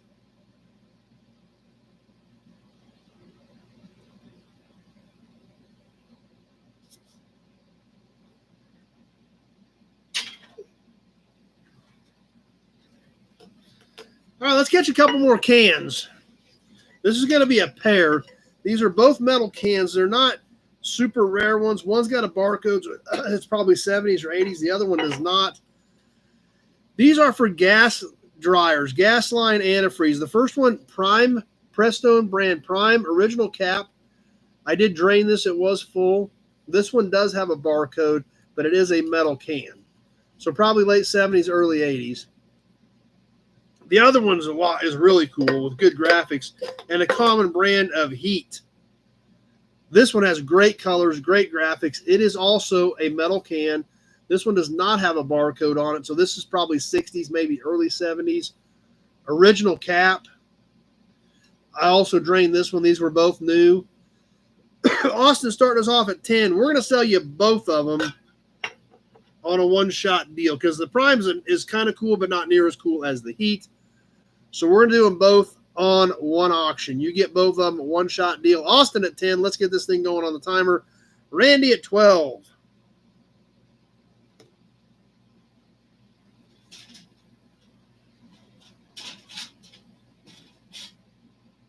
Austin at 13.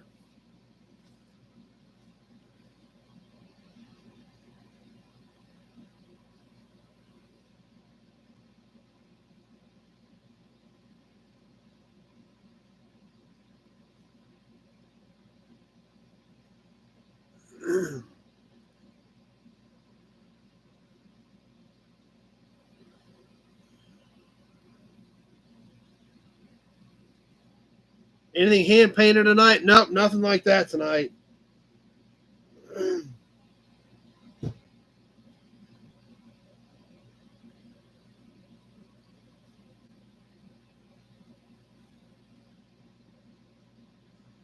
And there's 1 minute. 1 minute gone. 1 minute left to go.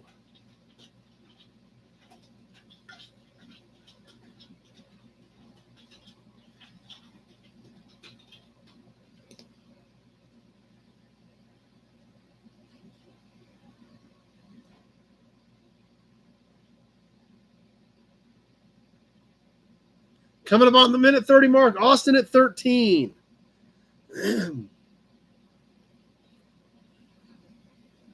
Minute 30 gone. 30 seconds left to go.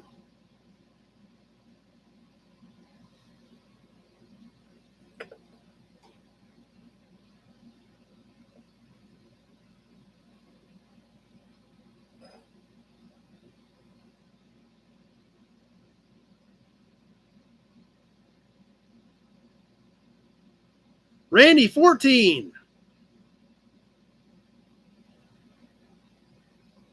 Austin, 15, and that does it. Holy cow, Austin barely got that 15 back in there, but he got it done. It was 159 and change, but he got it in there. You didn't have a half second left on that one.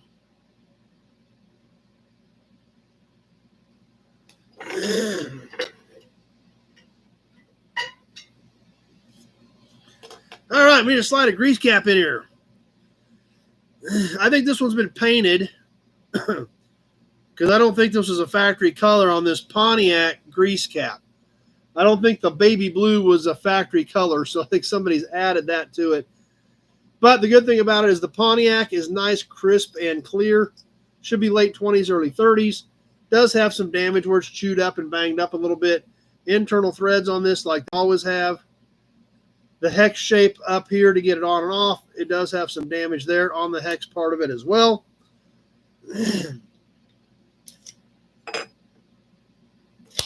This is about a 3-inch cap, side to side on the widest part. Nut farm at 15 on the Pontiac grease cap.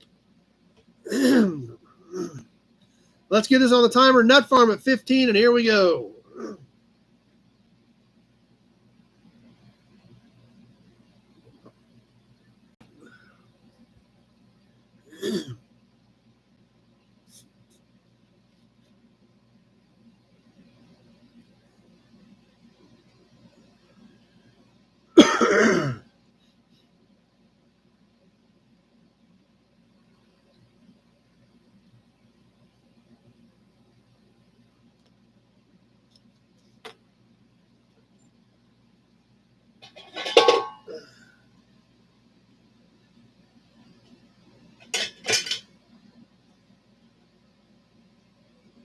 Alex at 20.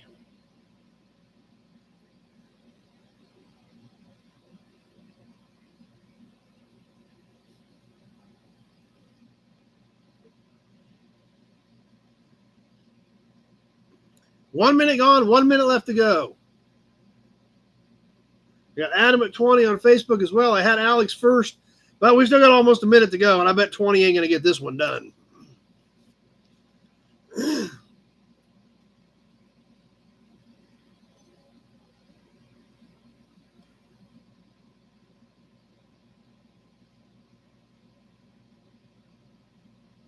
Hello, Gray Kitty. There's the minute 30 mark. A minute 30 gone, 30 seconds left to go. Adam at 23.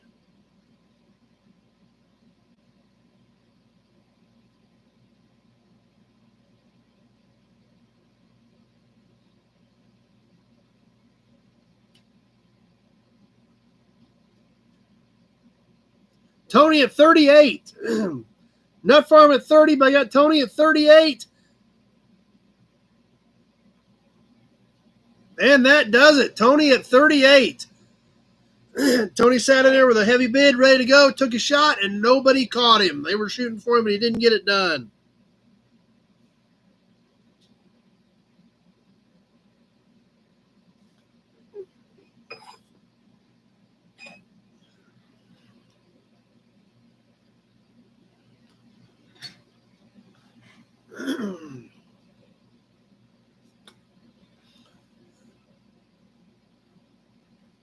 That I don't know, Jeff. I don't know how often they had to do them. Never had a car like that early. And like I said, getting back to some other stuff we've had a lot of fun with, we've kind of neglected. I kind of neglected getting some of this stuff ready over the last few weeks, so I wanted to mix some stuff up. And Tony's been waiting for a Pontiac grease cap, yeah. Let's do another one of these. We always have fun with these. The standard motor product jars filled with goodies. This jar was for a brush set, EX37 brush set. Still has the original label on it. And this one is stuffed with matchbooks.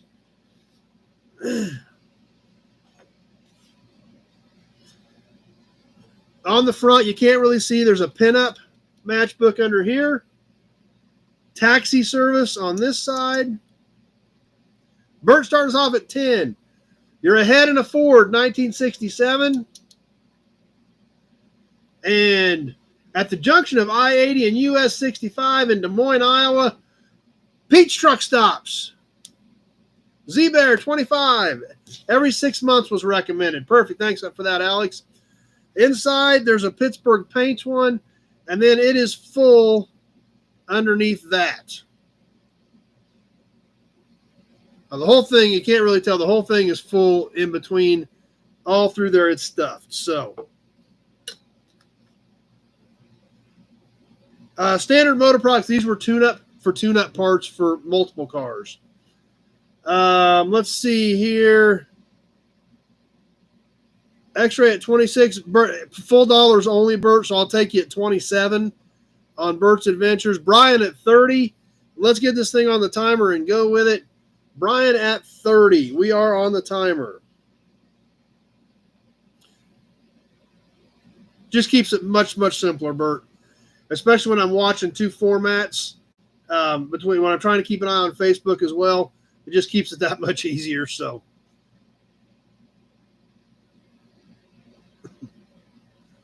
Brian at 30.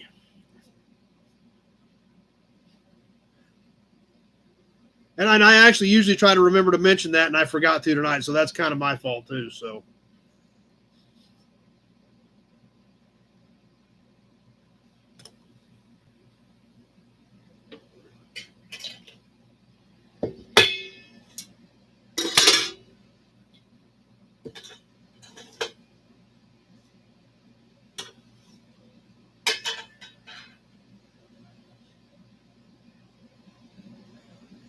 and there's 1 minute. 1 minute gone. 1 minute left to go. Brian at 30.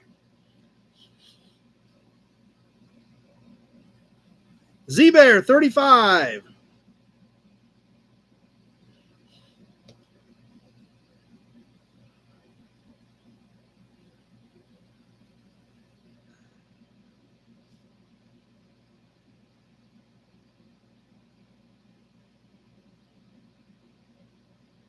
And there's the minute 30.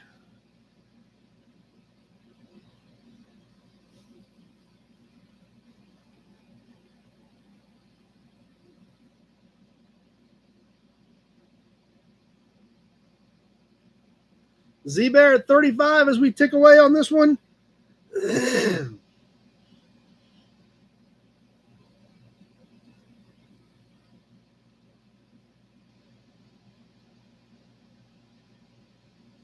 And that does it. Z-Bear at 35.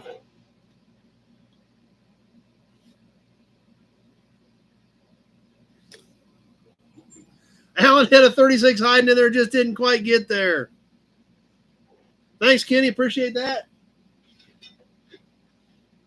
Let's catch another license plate. Another out of state, but let's back her up a ways.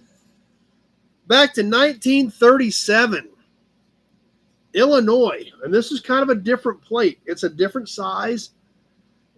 Obviously yellow with black lettering. All yellow on the back. It's kind of a stubbier type plate. Buried my tape measure. I don't think I've got any main stuff.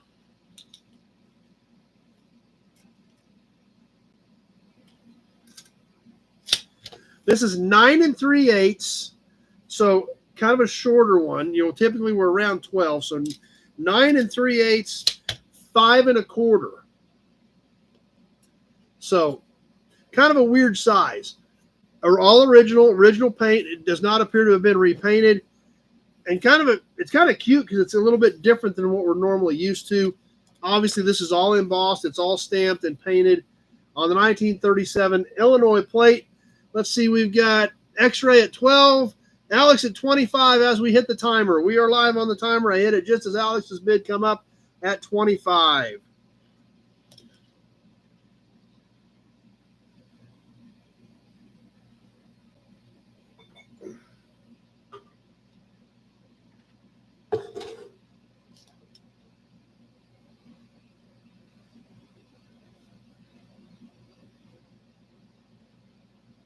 Tweedledee 26.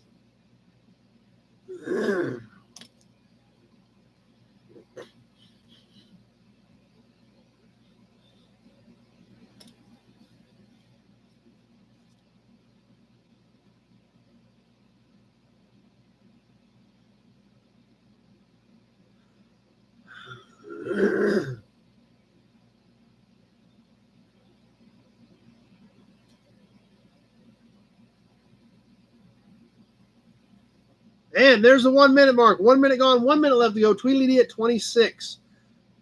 Alex, 35.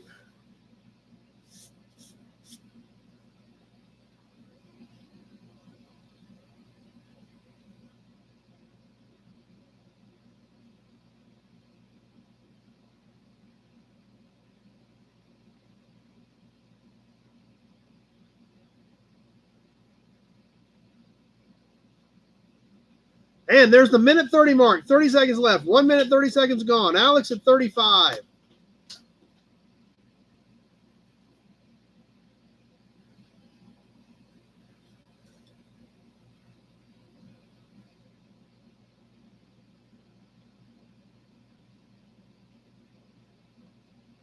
Get ready to wrap this one up. Alex at 35.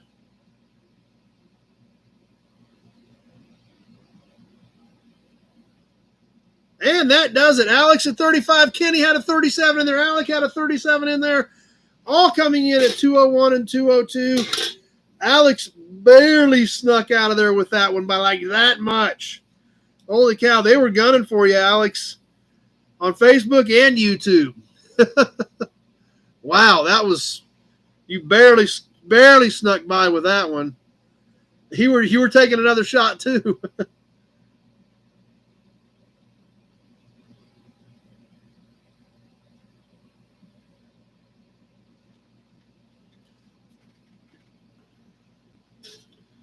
Gray Kitty was running around here earlier. I don't know where she went.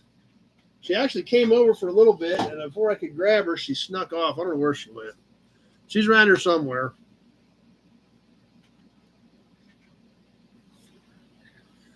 Yes, actually, thanks for reminding me, Alec. I did have a badge for tonight that I hadn't dug out yet, but I needed to get to it. So I'm glad you reminded me so I didn't forget. We do have an enamel badge tonight. That's another thing that I keep forgetting to work some of this stuff in. So thanks for reminding me, Alec. Okay, what's next? Something totally different. We've done some of this service station type stuff before. I think this is really cool. I was debating as to whether or not I should keep it, but I think I'm going to go ahead and sell it to one of you guys. We've done some can spouts, some pour cans, things like that. This thing is really unique and cool. This is from the Huffman Manufacturing Company, Dayton, Ohio, and this is a full can spout. Check this baby out. Has a massive spike inside of it, and you literally just on the whole can. Has a long neck, serrated edge here so that it would stay in wherever it was being dumped at. Very ornamental with the Huffman Manufacturing Corporation on here. I mean, look at how decorative this thing is. Bert's at 10. It's got like a wreath around the badge. This is like old galvanized service station type metal. Do not have a date on it, Kenny. I do not know. It does not say anything. It says patent applied for across the top. This thing is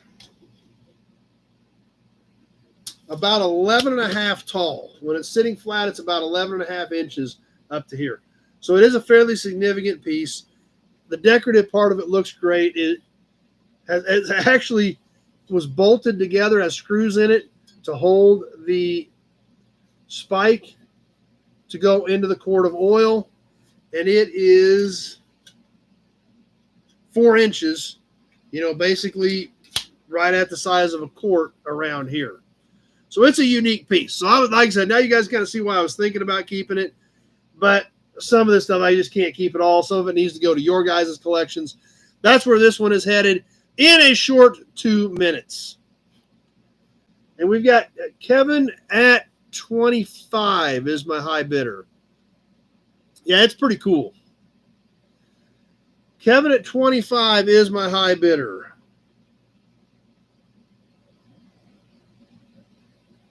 Austin at 27.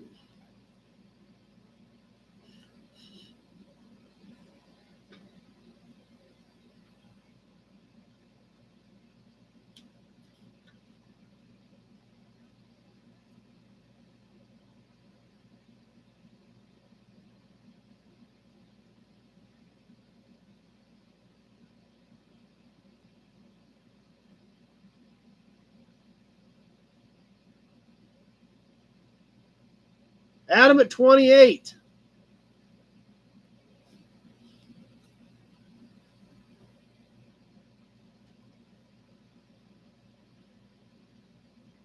One minute gone, 1 minute left to go. Adam at 28.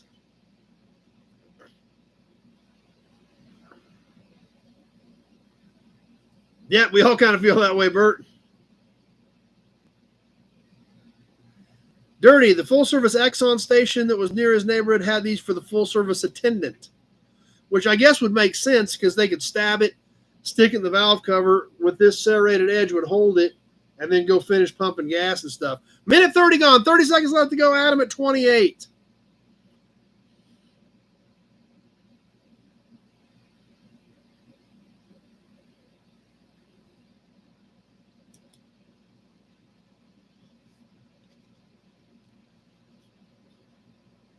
Kenny at 30. Kenny at 30 and just about ready to wind this up. And that does it. Kenny at 30. And there's Kevin at 35. Kenny at 30 is who we had at the 2-minute mark.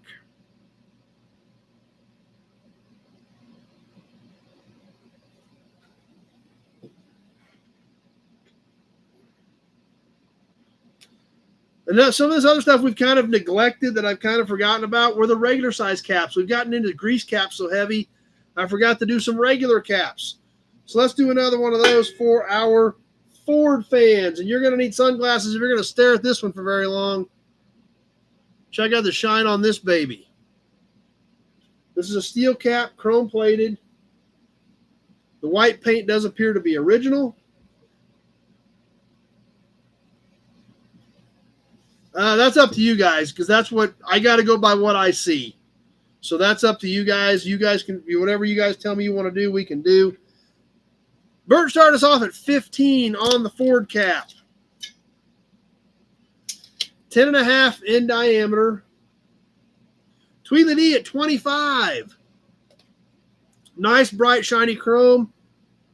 Good looking cap. Great wall hanger. The Ford letters are obviously clear and easy to read. And we're on the timer. Tweedledee at 25. Yeah, whatever you guys decide, that's fine with me. Bert at 26.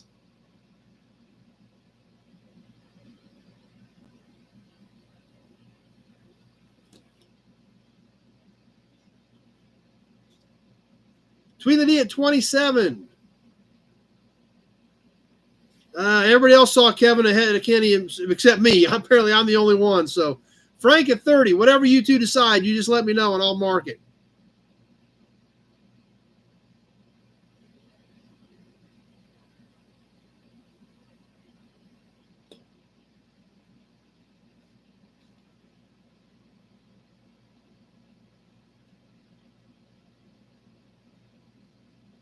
One minute gone, 1 minute left to go.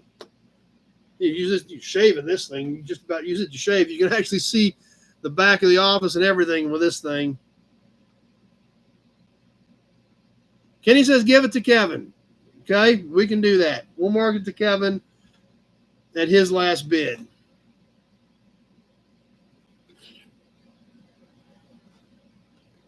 I'll change all that after we get done with this one because we are at the minute 30 mark, and I've got Frank at 30 right now on the Ford cap. Little button in the middle.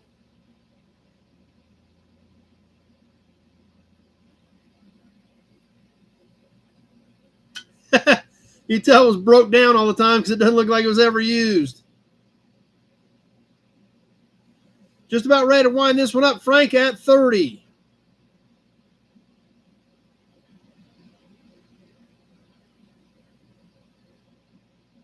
And that does it. Frank at 30 on the Ford cap.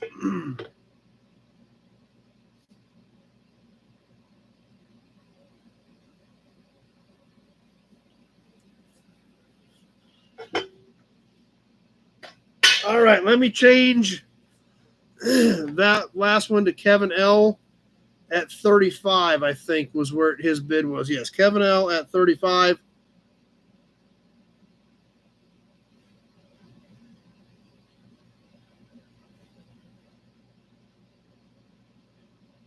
All right, appreciate you guys being great sports about that stuff and making it fair with everybody. So we'll mark that one to Kevin L. And we're going to keep moving. We're going to do a quart. We've done a few of these, and this is the last one I've got. These are a great looking, super colorful can. So unless I come up with another batch of these, this is it for the time being. So perfect, Kevin. That'll work great. This is a composite can, but no barcode. So it does have a little bit of age to it. But like I said, you guys have loved these things in the past. We've done 3 or 4 of them in various configurations. But this is the last one I've got for now, unless I come up with another batch. But these are the only ones I've ever had on these Tracto quartz. This one is the Super Duty. I think we had some regular and we had some Super Duty. We had a couple of each. These are composite cardboard cans, but these things have amazing colors on them. Bert's at 10 has the cool gear over here on the side, the kind of 3D type lettering in red and blue. I don't remember if you've got one or not, Austin. I really don't remember. This is full. I will drain it from the bottom unless somebody gets it that is picking it up next weekend. Rusty Okie at 11. Tracto Super Duty lubricants are unconditionally guaranteed. Let's get this thing rolling on the timer. X-Ray at 12. And check out a few more things on it. Tracto Heavy Duty lubricants are guaranteed for use in all types of automobiles, tractors, trucks, and diesels. Okay, so you do have, was it Super Duty or was it regular? Because there were, but I did have a couple of each. Austin at 15. This does say Super Duty on the top as well. It does have a dent in the top. Tracto Super Duty, so I definitely will drain this from the bottom if we do ship it. On this Tracto, time-tested, highest quality, carefully made for rugged service, Super Duty lubricants, Union Petroleum Company, Omaha, Nebraska.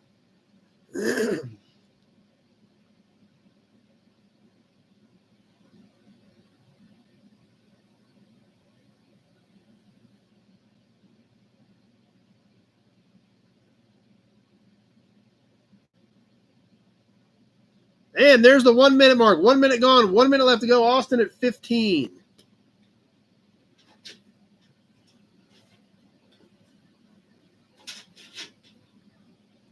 Dennis at 20. This is a composite. It is a cardboard can. It just has amazing colors, and it does not have a barcode, so it's 60s or 70s. Dennis at 20. And there's the minute 30 mark. 30 seconds left to go.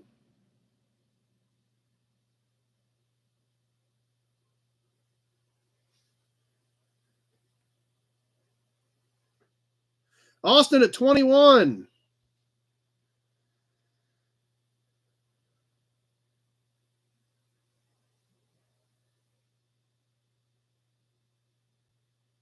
Coming down to the end, Austin at 21. Alex at 27, I think. Is that 27, Alex? 27, yep, and that does it. Barely got that in. Austin came back at 30, but it was too late. Alex at 27 is who I had at 200.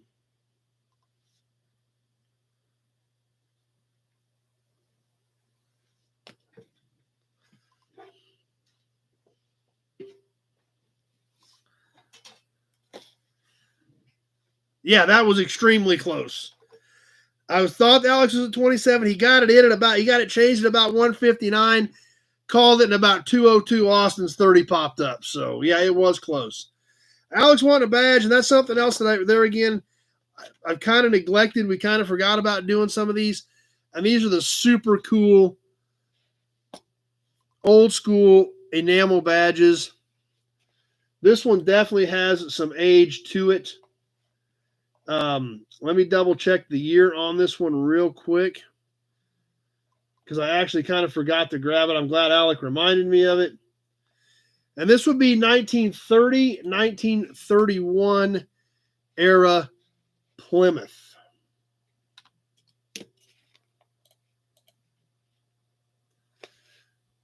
Check this one out. No problem, Alex.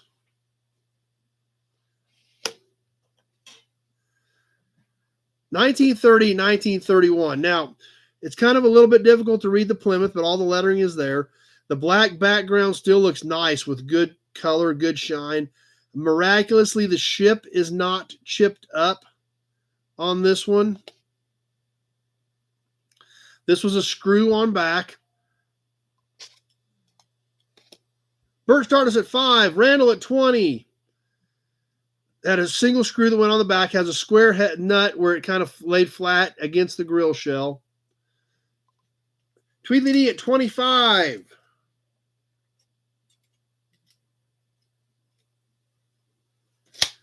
It's about 1.5 inches by 1.25 inches. It is a good piece. It really is, guys. And like I said, what happens is it keeps falling to the bottom of the box, actually. Nut Farm at 30. So really in pretty good shape considering its age. This thing is over 90 years old. The ship's not chipped up. It still lays flat. It's a great badge. So I guess we are at 30, which is obviously dirt cheap, but we haven't even hit the timer yet. But we're going to roll with it now, and there we go. Nut Farm at 30, and I'm pretty sure we're probably not done at that. So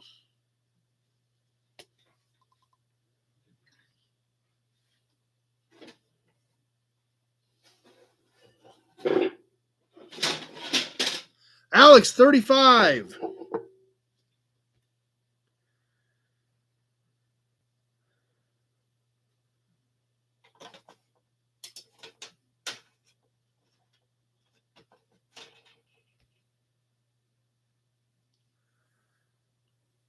Nut Farm at 40.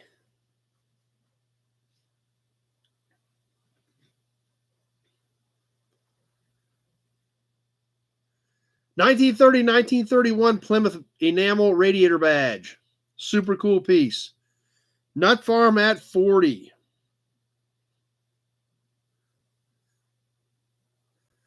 One minute gone, 1 minute left to go. Good idea, Kenny. I think everybody's getting thirsty. Alex, 42.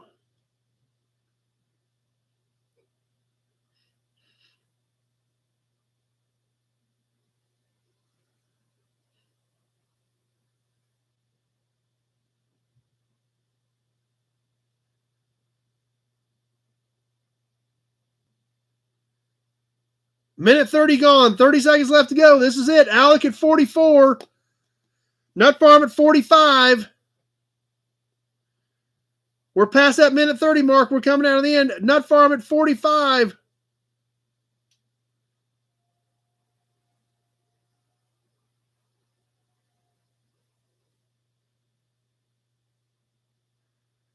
Just about to the end. What's going to happen?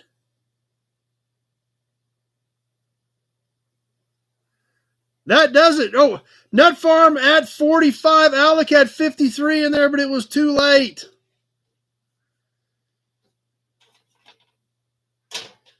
I don't think I got any 71s tonight, Kenny. Alex at 48. Holy cow, Nut Farm got lucky on that one. There were bids all over that blew him out of the water, but they didn't get here in time. Nut Farm at 45.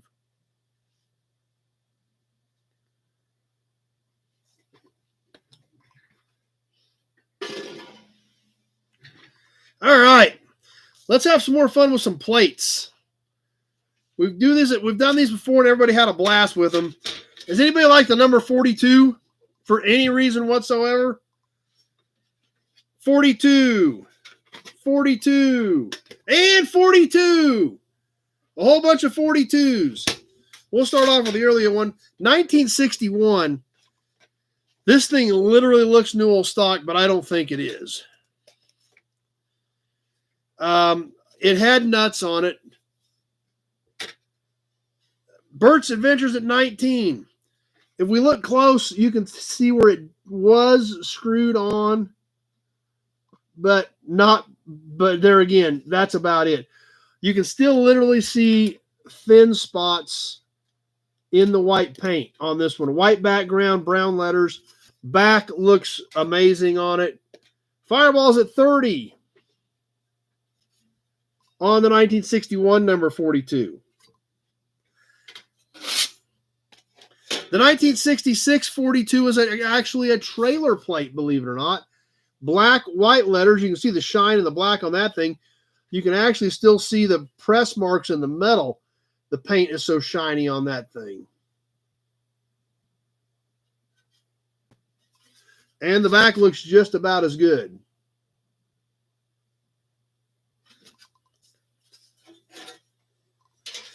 And the last one, 1974. There again, it's, if you look close enough, you can see where it did have a screw in it.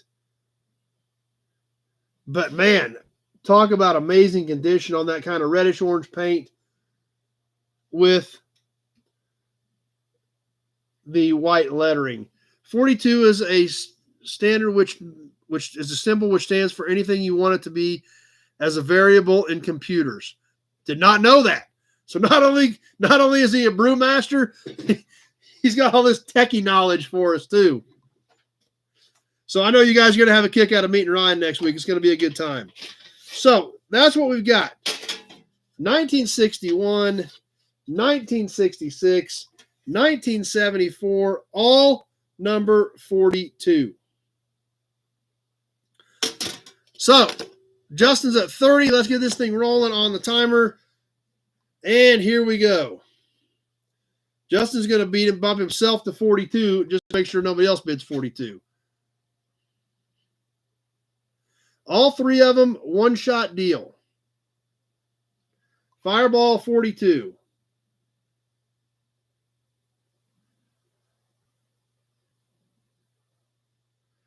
Yeah, we'll see how things go this weekend.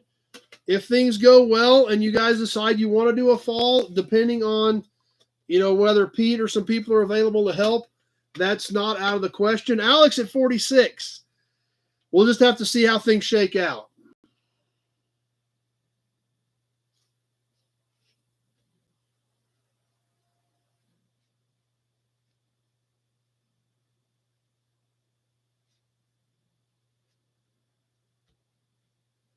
Fireball 47. 1 minute gone, 1 minute left to go.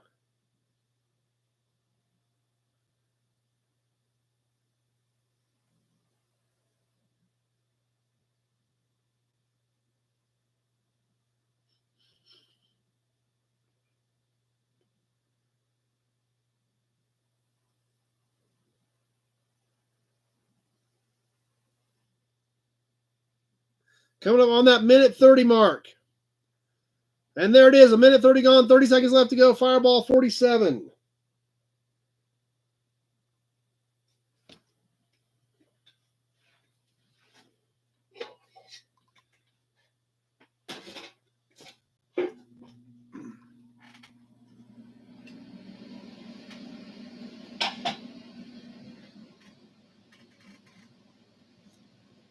Just about ready to wrap this one up.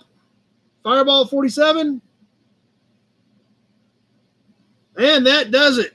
Fireball at 47. Good thing that one timed out. My hand couldn't take it that much longer. Tweedledee at 50, but it was too late.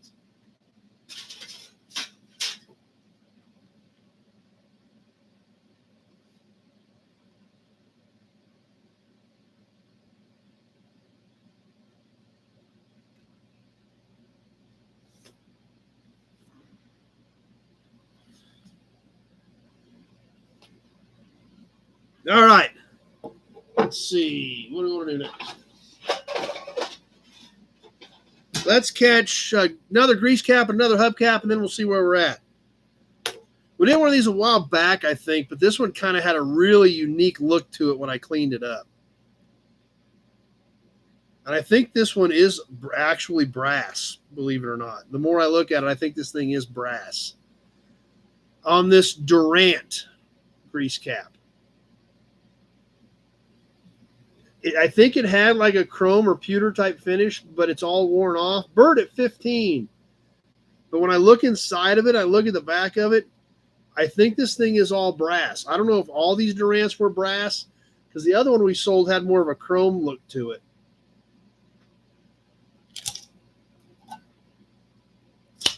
Three 3 7/8 in diameter. This had the hex part back here. I don't have a magnet laying here right now. I do not. But I actually just realized that when I picked it up and looked at the back of it that it actually looked brass. So obviously the Durant part of it looks really nice and clear. It does whammied up here to some other dings and dents and scratches in it. But at least the Durant part looks nice and crisp and clear. And obviously internal threads where these threaded on. So let's go ahead and get rolling on the Durant grease cap. Bert at 15, and we're live and on the timer.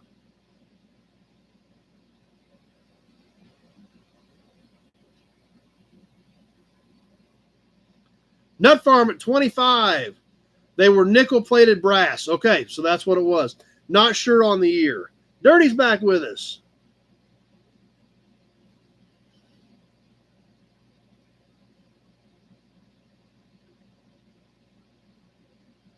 Bert at 26.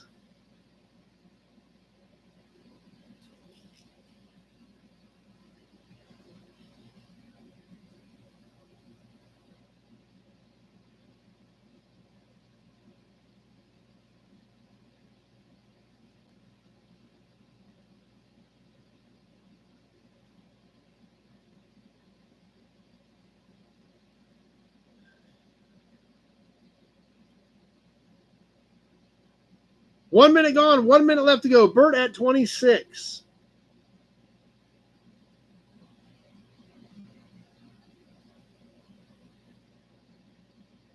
Nut Farm at 30.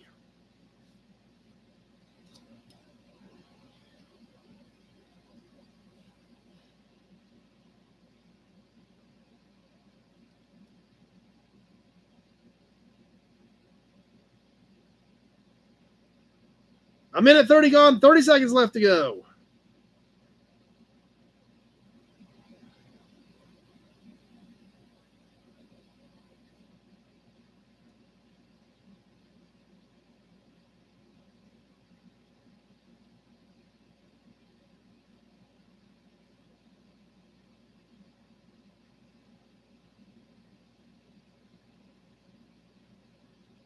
Just about ready to wind it down. Pete at 40. And that does it. Pete jumped in there with a 40 with about 2 seconds left to go. Tweety D had a 35 that was too late, but Pete had it covered at 40. Randy's got to sign off. Glad you were here tonight, Randy. But we've got Pete at 40.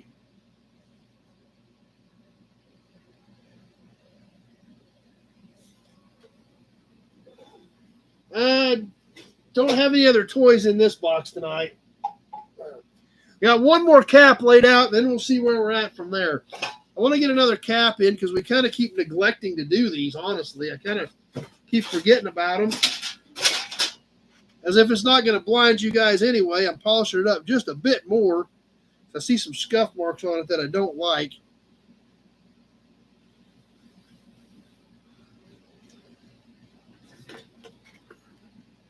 On this late 40s era Pontiac. Look at that Indian head. Nice, crisp, clear Indian head. This is all stamped in here. These rings, the Indian head, that's all stamped in the cap. It is pretty neat. This is a steel cap with a chrome-clad cap over the top of it. Obviously, it does have dings and dents and scratches, but, I mean, it's 75 years old, too. So, considering its age, it still looks pretty darn decent. Rusty Okie, 20. Let me give you a dimension on this, and then we'll get it on a timer.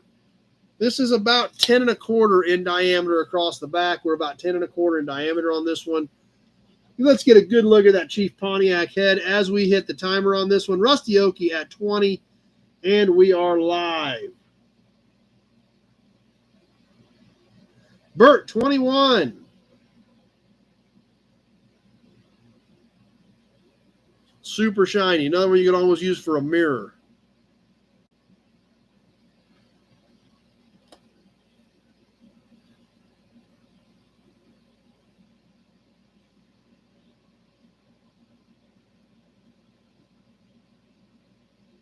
Alex, 35.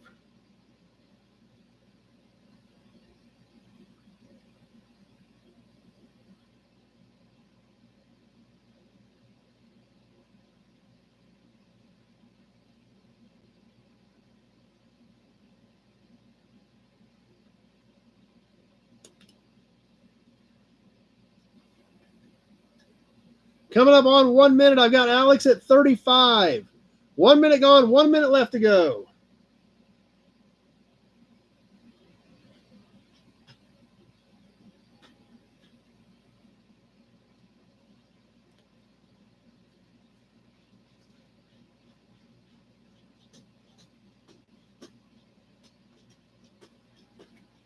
Got to hold it back, give you guys a little better look at it as we come up on the minute 30 mark.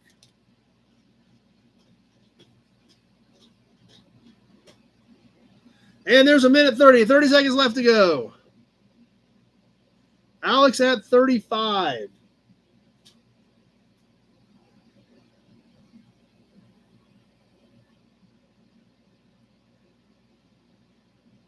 Bert, 36.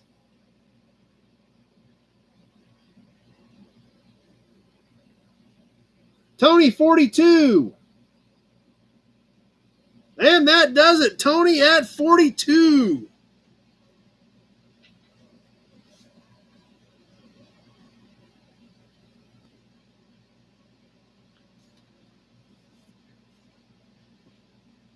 Oh.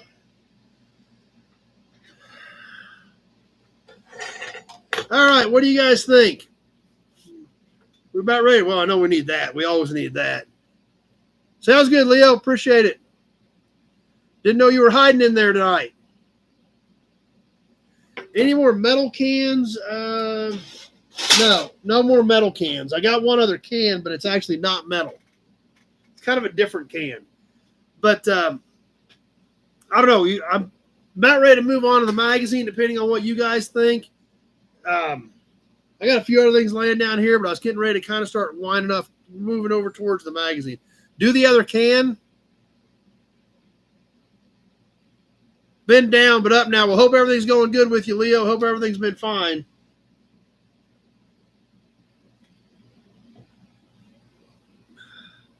All right, we'll do one more can, then we'll move on to the magazine.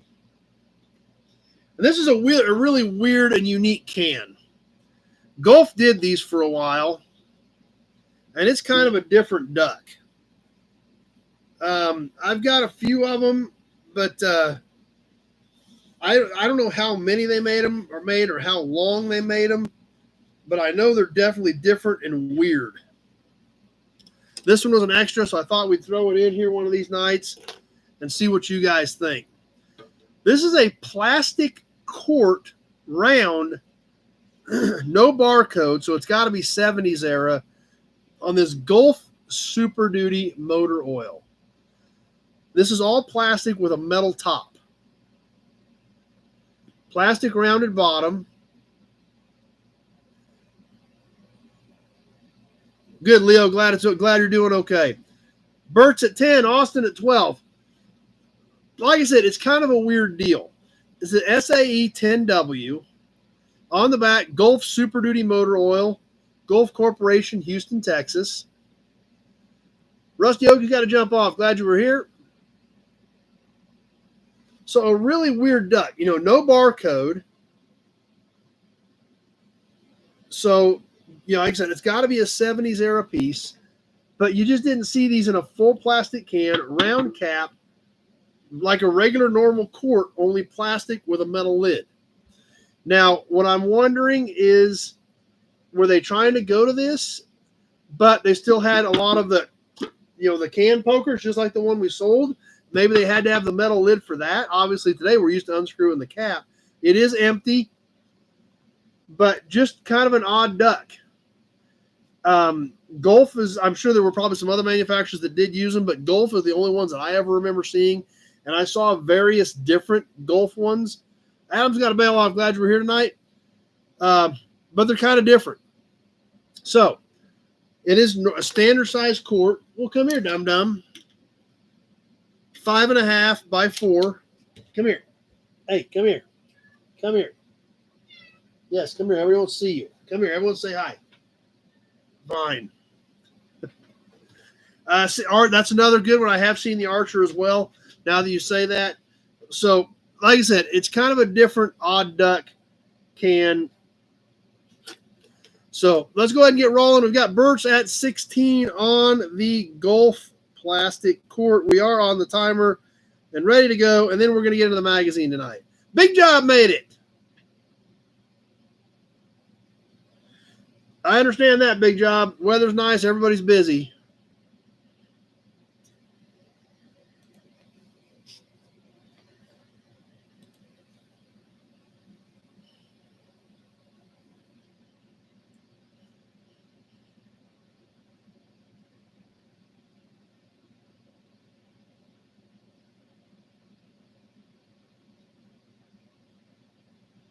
Bird at 16, coming up on the 1 minute mark.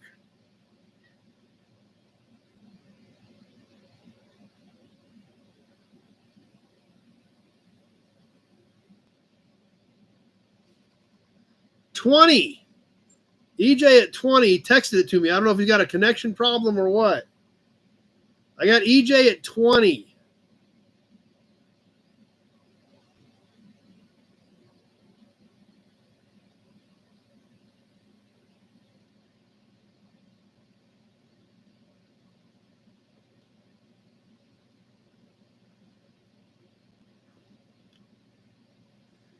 Coming up on that minute 30 mark now.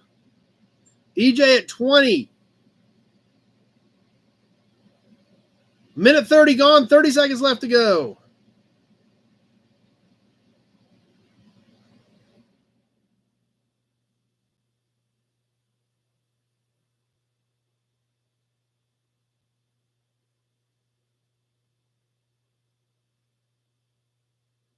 Just about ready to wrap this one up. Austin at 21.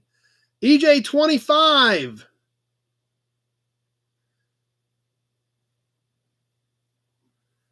Austin at 26, and that does it right at the 2 minute mark. There was Tweedly D at 25. Austin at 26.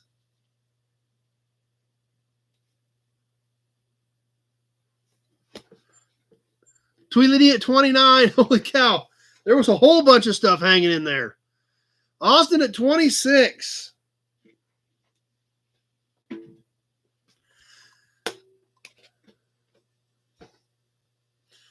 All right.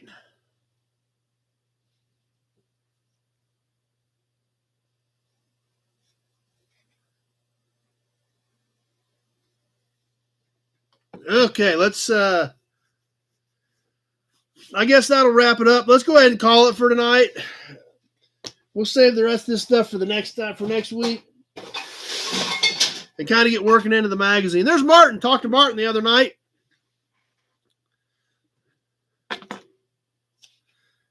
Speaking of which, not only did I talk to Martin the other night, I also talked to, I think it was Trent at Brown Auto Salvage. They do a lot of cool stuff as well down in Texas, a lot of old car stuff.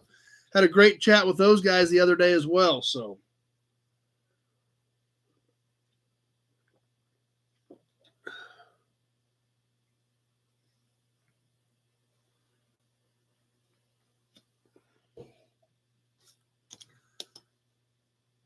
Bert said he can't be up this late next week.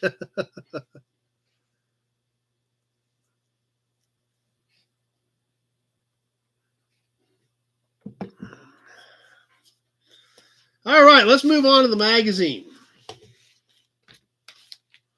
Had a great time in the auctions, as always, with you guys. Thanks for hanging out and being great sportsmen about everything we do there. Let's have it. What the heck? After all that excitement, we need the big kahuna. What do you think of that, guys?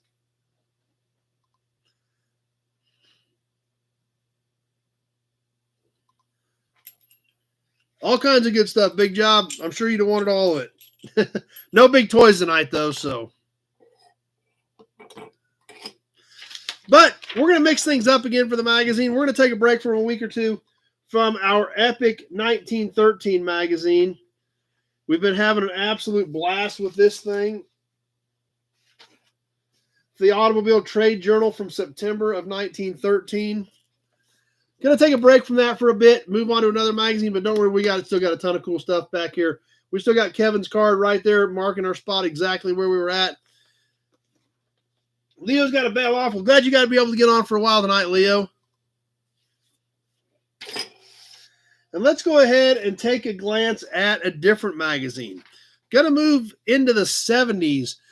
Hot Rod from February 1975 with a cover price of $1. Vans, jet dragsters, lots of cool stuff. We'll catch about half this magazine tonight. We'll catch the other half next week. Hopefully. Perfect Dirty sounds great.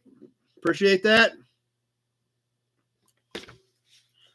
Starting off in Hot Rod, February of 1975, with a drag car.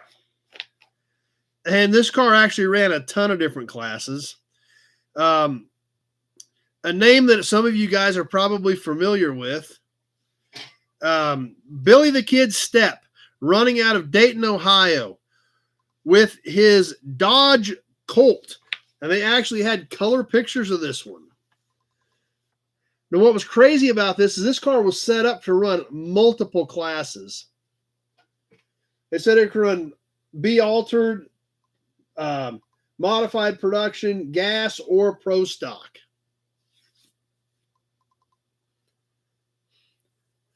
Sounds good, Austin, or you can pay me when you get here too, whatever works. So,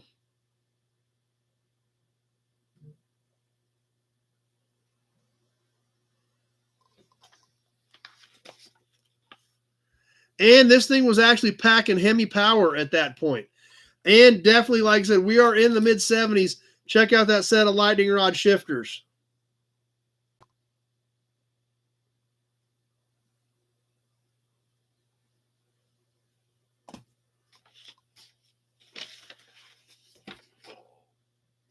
So definitely going back into the 70s for that Colt. Some other stuff that really is definitely a snapshot back in time.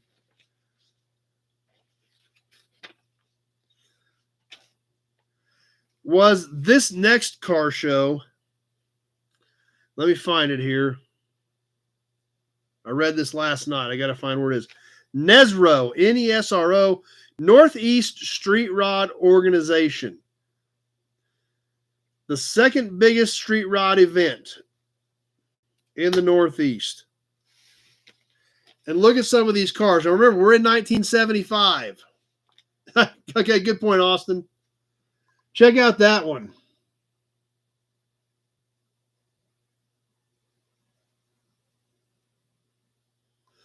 And then these. Definitely some 70s era street rod stuff. And we think of big shows today, you know, with some of these things, Hot Rod Power Tour, where there's a few thousand cars show up. This is a huge event, and look at the show field.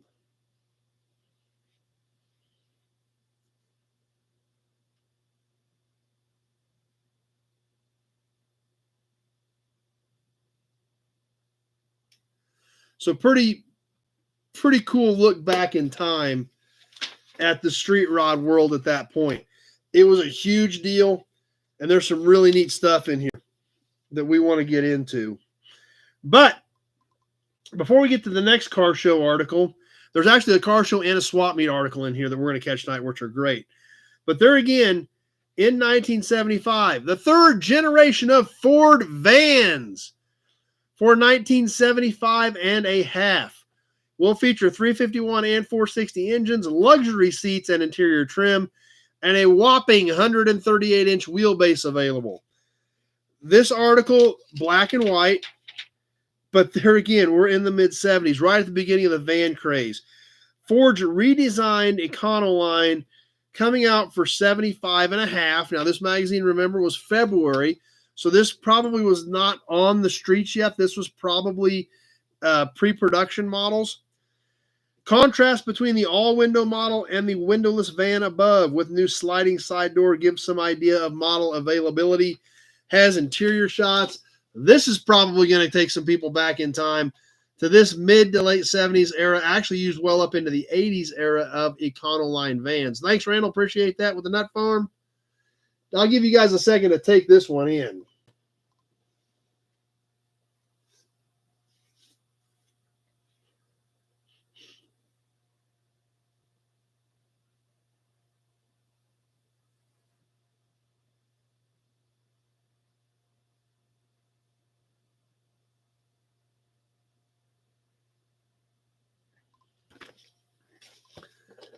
In 1975, Frank bought a 75 B210 for $2,100. Holy cow.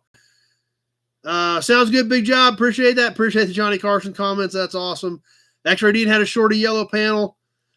No problem, Bert. You can give me a shout tomorrow. We can get through it. We can get it all sorted out. Dirty turned one of those into his camping van. There again, and that's why I love doing this, because, boom, look at that row of comments about the flashbacks just by checking out the Ford van.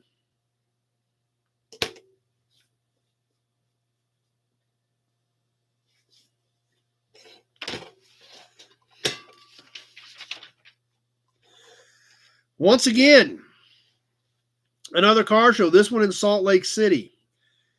And it's kind of crazy because some of this stuff is definitely 70s. It's kind of crazy to look at some of these vehicles that are considered classics today. At this point, we're essentially almost new cars.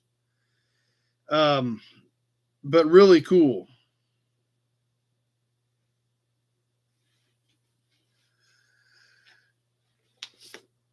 Take a look at these from the Salt Lake City car show. And we've got a really wide spectrum here. We've got a typical Deuce. We got a boat. We've got a Chevy pickup, 67 to 72 era. Remember, this is 1975. That's essentially almost a new pickup. Jeep body. I don't know if it's a 33 or a 34. T. And then down here at the bottom, we've got this El Camino. Now, I want to read you some of the captions on some of this stuff. Sounds good, Matt. Appreciate you being here. So, the El Camino, we'll start down here on this bottom corner. Two views of Mac McCutcheon's $14,000 Clown Wagon El Camino. $14,000 build. Which in today's world, obviously 50 years later, is even crazy to think about. You can even build anything for $14,000. You can't even get a good paint job for $14,000. The truck runs a full boogie 454 behind its custom grille and headlight setup, completely chromed engine and running gear, paint by Burris of Bakersfield.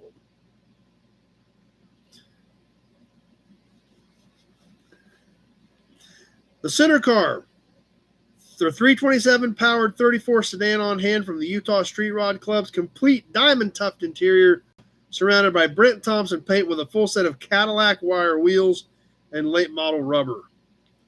So just crazy to think about. Some of these were typical traditional street rods, full custom $14,000 build El Camino. A lot of diversity, and this is all that's on there. This is a 2-page deal.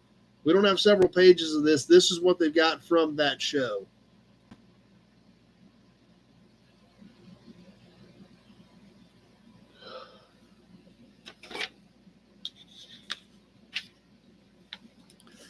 The next article we want to catch, and then we're going to get into some ads.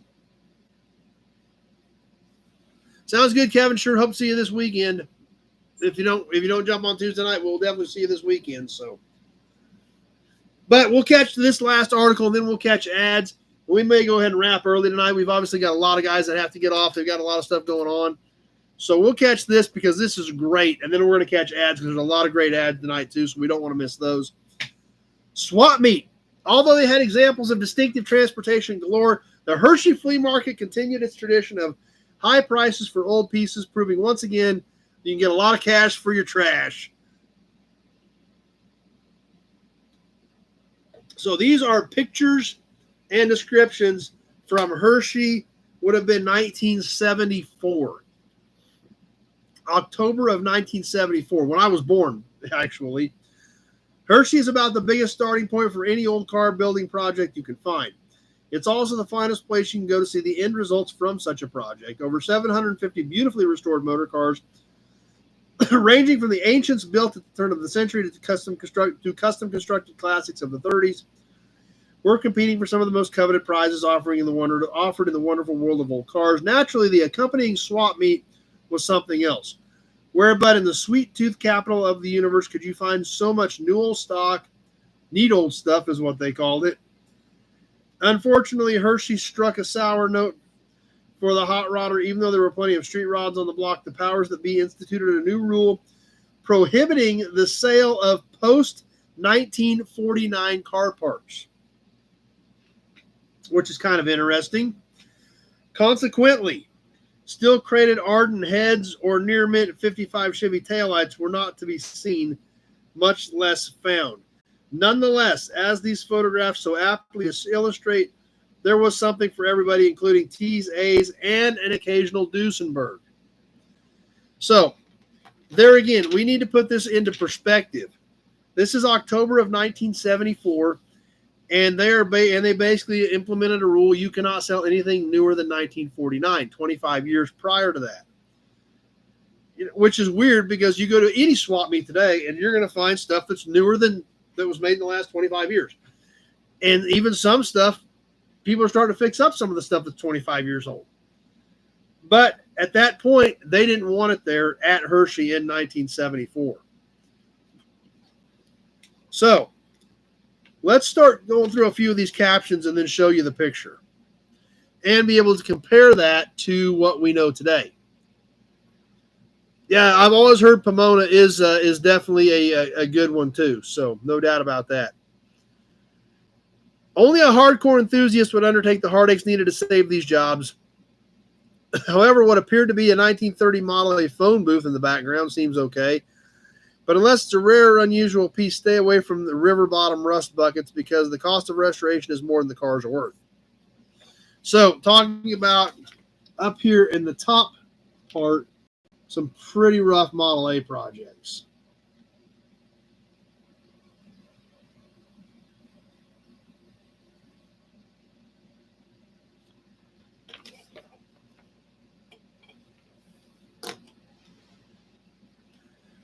If you can't afford to restore an old car, how about wailing away on an ancient gas pump? On second thought, the asking price of $700 seems about right considering the cost of gas today. Now, this is a May West pump at $700. Let me see here where we at on pictures. Oh, I can't tell because of the way it's folded. $700 on the May West pump. $700 was a ton of money in 1974. So that was a lot of money there.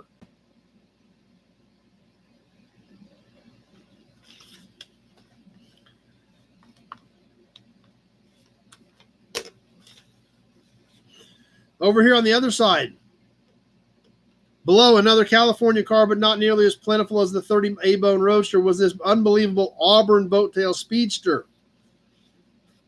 Obviously, we've all learned a little bit about those from our good friend Doug Prey at the Auburn Cord Duesenberg Company with all the videos we've been doing down there. This is a 1931 to 33 era Boattail Speedster based on the nose, and they are absolutely amazing cars.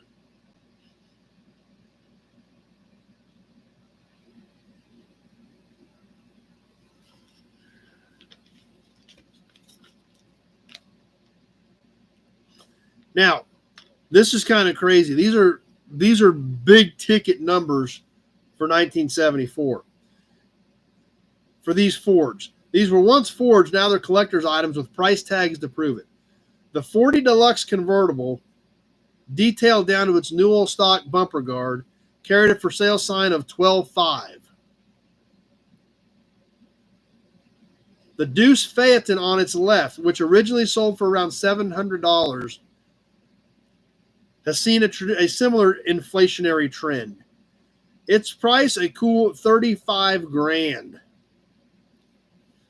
So, $35,000 in 1974 money for the Deuce, $12,500 for the 40 convertible.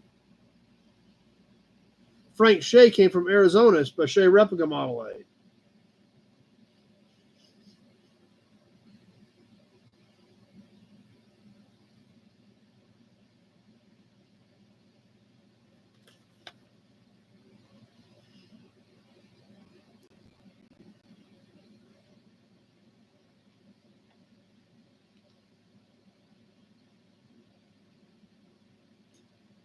I know they're kind of funny looking, but these mid-30s Willies really turned me on, says the author. Sign on the door says, unless you're new, don't lean on me. Because California's climate preserves Old Tin, California cars can bring a healthy piece of change, and although this 30 Roadster is relatively complete, $2,750 seems kind of high down here at the bottom of this shot in Hot Rod.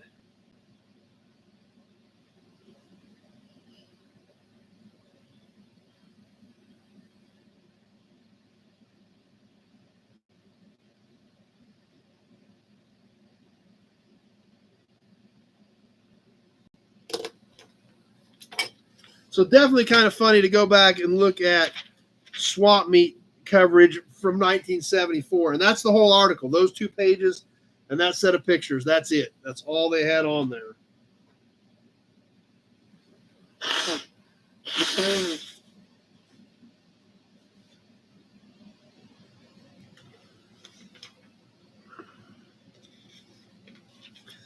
And that gets us to the halfway point, but we got some great ads from the 70s that we want to check out. So Kenny's digging it. Kenny's having fun with us.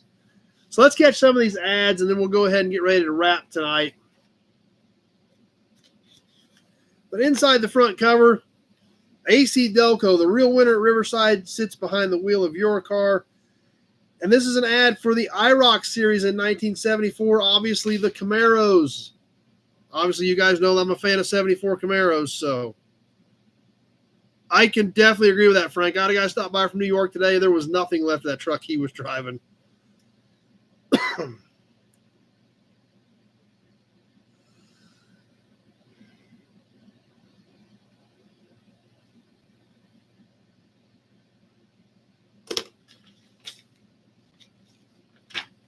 Kenny was 10 in 74.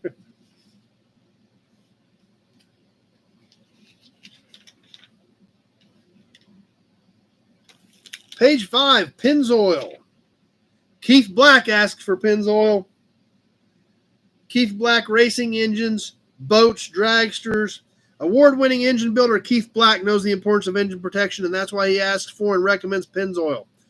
As Keith puts it, part of my job as an engine builder is to pass on to the customers the knowledge I've learned through years of experimentation. I found Pennzoil to be a superior lubricant. I use it in all my development programs, the company utility vehicles, my personal cars and motorcycles. And for years, I've been recommending Pennzoil's quality protections to my customers. There's no substitute for quality when it comes to engine protection. Take a tip from Keith Black. Whether it's an 1,800 horsepower fuel engine or your personal car or motorcycle, Pennzoil is worth asking for.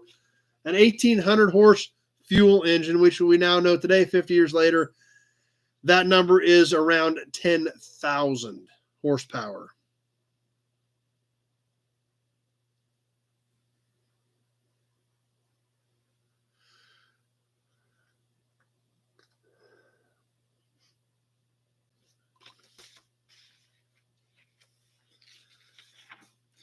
And just in case you weren't completely positively sure that we were in the 70s, we're going to confirm it for you right now.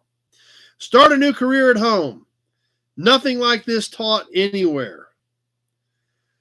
Customize and restore van interiors. Actually, auto and van, but van has a lot more good ring to it. Check this out. Learn how to make custom van interiors. Take in up to $750 per week. I don't think there was any wild turkey tonight, but that's a good point, Brian. We need to keep our eyes open for some turkey. Go on another turkey hunt again.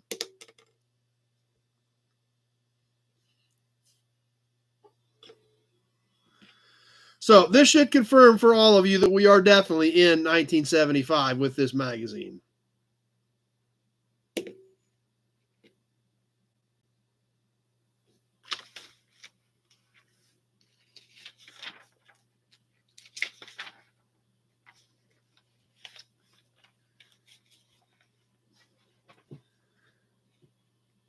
Something new for 1975. It's kind of funny to read this. Not since the beginning of Mag Wheels has such an innovative idea come along. From the Krager Corporation, Krager presents Verislot. Yes, Unilug wheels. Introduced by Krager in 1975.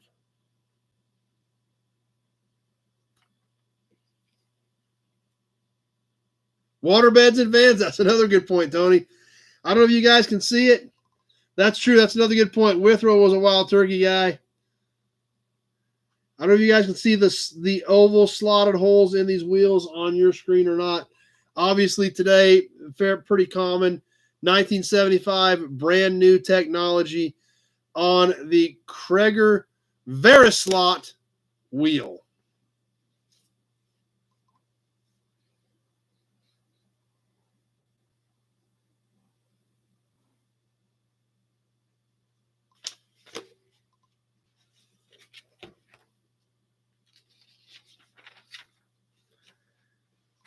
Another great ad. The crazy part about it is there again, just like the Krager ad, huge company, only color in it is blue. This next ad, all black and white. For direct connection. We got color up there, but they don't have any color in this ad. For direct connection performance parts, your direct connection dealer has the solutions to make your Mopar mighty. Lists select direct connection dealers down here at the bottom. Mopar Torque Flight Deep Oil Pan, Mopar Super Stock Rear Spring Sets, Mopar Front Spoilers, and Direct Connection Sportswear. Check out the sportswear.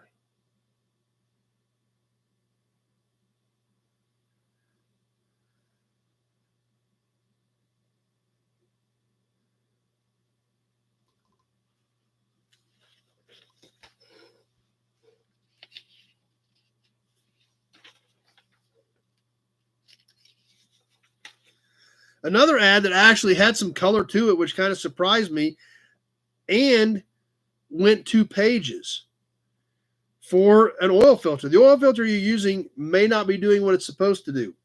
Ace filters do what they're supposed to do. Keep your oil clean.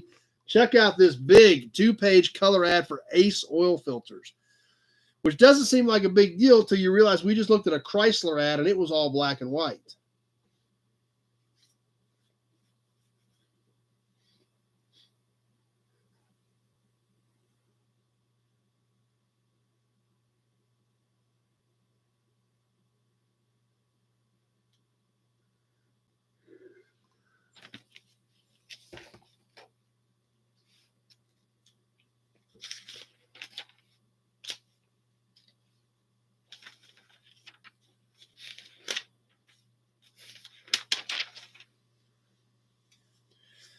Another performance-based ad, once again, big company, but all black and white for Quaker State Racing Motor Oil. When your Kansas John Wiebe and pro dragging is your total thing, and you're wringing out this new top fuel that costs $25,000 before you fire it up, it figures. It figures you're going to be awfully twitchy, awfully itchy about the machinery, especially the 485 cubic inch Donovan engine, which is why you want Quaker State Racing Oil in the crankcase. Quaker State is refined and fortified by oil experts to assure premium protection for low-end bearings and other essential moving parts that could go poofed in the insane heat of a 620 ET 240-mile-an-hour run. There again, pretty much a basic black and white ad.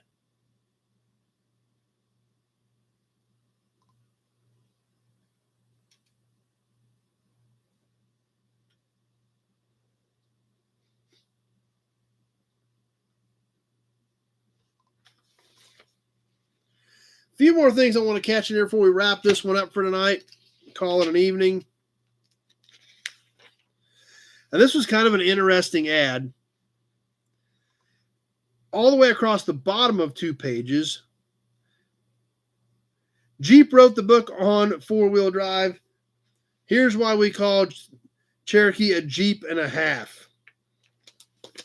Check out the cool ad, and it's half black and white, half color, for the new Jeep Cherokee for 1975.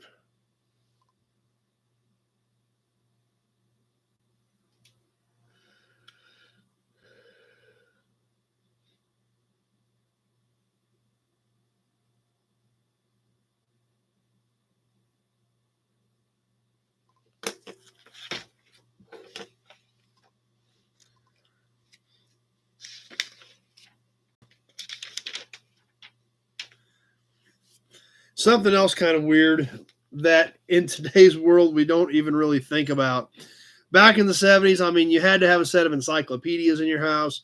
You had to have books. You had to have a library. You had to go be able to get a book and look this stuff up. Obviously, in today's world of the internet, don't even think about it. We Google it, and hopefully our answer shows up. Sometimes, a lot of the time, if we're working on something, it's really handy to have a factory shop manual, which there again are easily available on the internet to get an actual factory shop manual. Back in the 70s, not quite that simple. Automotive Library, 6 big 192-page volumes the most valuable library of automotive information ever assembled. All 7 books, only $13.95, because you also get the basic auto repair manual with this super special deal. Look at this thing. Full color, bright pages, bright colors. Get your own automotive library, and have all these books on your shelf, because even back then it was tough to come up with factory shop manuals. Obviously, today you buy a car, you go on eBay or wherever, or to multiple literature dealers, and order a factory manual. It shows up at your door, and you've got the actual factory specs, even for the stuff you can't find on the internet, and even diagrams on a lot of it. Back then, that stuff was tough to get. A lot of people had to rely on stuff like this. This was a pretty big deal in the mid-70s to have your own automotive library.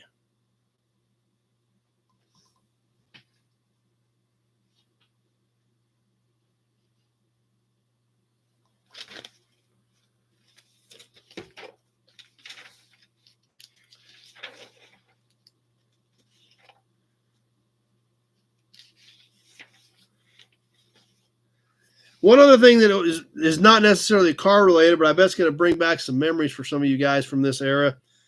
That was very common. Once again, we didn't have the internet. Marketing was completely different back then. But you could also join the people who've joined the Army. Big, full 2-page color ad. Still has the tear tag card in it if you wanted more information about joining the Army in 1975.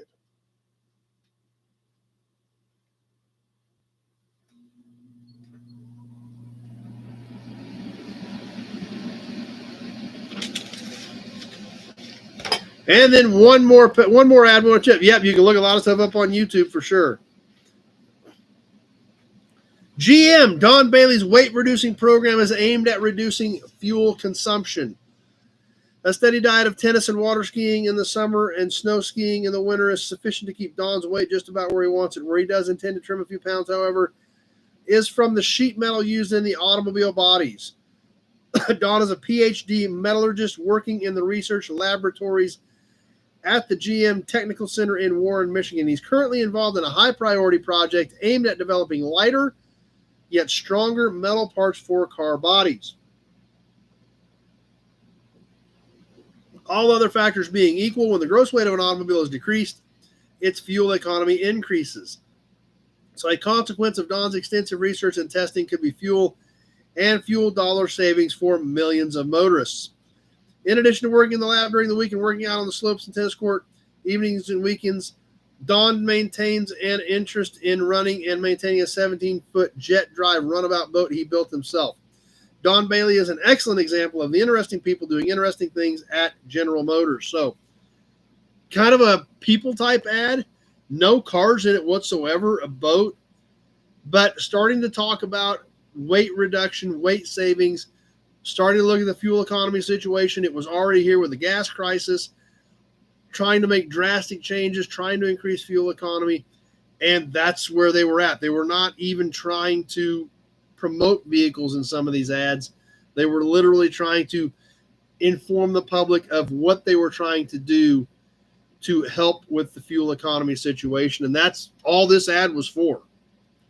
They weren't trying to sell you any specific car. They were trying to explain their technology or where they were headed with their technology to improve the fuel economy situation.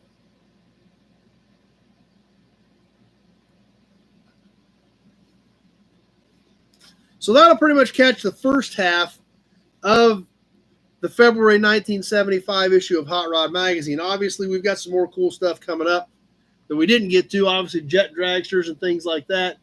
So we'll have some more cool stuff next week. That's right. Tractor Mike says, sounds like today, as he's having emissions issues, troubles with his diesel.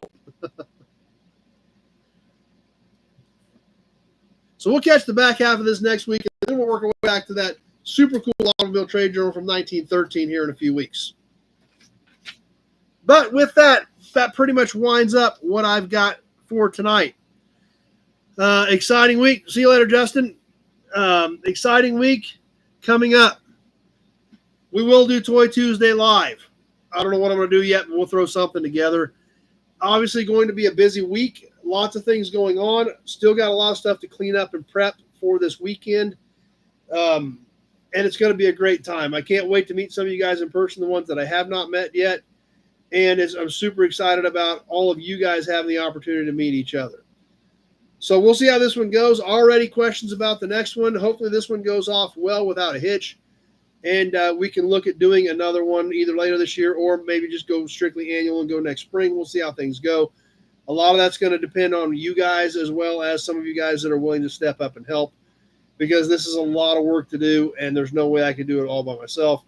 So huge shout out to Pete and everybody that's helping out. Rico planning on coming in early to help out, helping get everything ready for all of you guys. So thanks, Kenny. Appreciate that. More Johnny Carson comments, which is awesome. Nothing that I absolutely would ever imagine you guys would compare me to, but I'm going to take it. I'm going to take it as a compliment. 207 times we've done this. As crazy as that sounds. Next week will be 208. I don't know how next week is going to shake out. We'll see what I have ready, whether it's going to be a shortened episode or what we do. Obviously, I typically build these on Saturday evening. Saturday evening, all of you guys are going to be here. So I'm going to be pretty tied up, so we'll see how things go. We will be on next Sunday night. We'll just see how things work out as far as what I have time to prepare for an episode. Obviously, we've already got a magazine ready. We'll see how things shake out, but probably the bulk of next week will just be a recap of the first annual gathering of the Nobodies, and then we'll see what we do on auctions. I've got plenty of extra stuff in here. We just got to grab a couple of handfuls of that and do some short auctions. Next Sunday night, we will be on, but it is going to be kind of a crapshoot as to what I have time to get ready after what will hopefully be a super busy weekend. And but should be a great weekend and looking forward to it. So we'll jump on Tuesday night. I'll get a video up tomorrow night, maybe either another Pioneer Village or some more new inventory. Yeah, we will be taking pictures that day as well, Scott. We will do some lives also. Yeah, so I will post tomorrow night normally. We will do something for Toy Tuesday, even if it's quick. I will post normally Wednesday.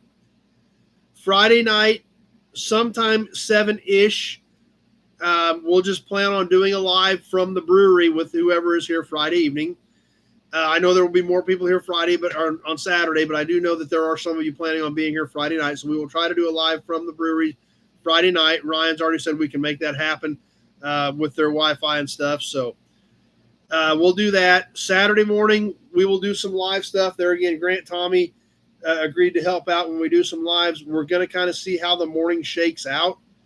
If we have a bunch of people there at 9, we'll probably do kind of an opening little chat about what we're going to, how the day's going to go. And we'll do a few lives throughout the day, various.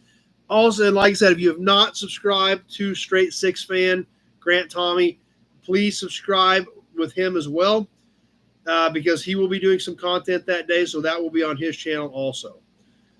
So that stuff will be out there. I don't know exactly how, when, what, or why on Saturday, but we will definitely feed you some content and see how it shakes out and see if we're going to do it again. Obviously, a lot of you guys that can't make this weekend definitely want to try to make it work next time. We'll see how it happens. We'll see how things shake out this weekend. Straight Six Fan, correct. That is right, Dirty.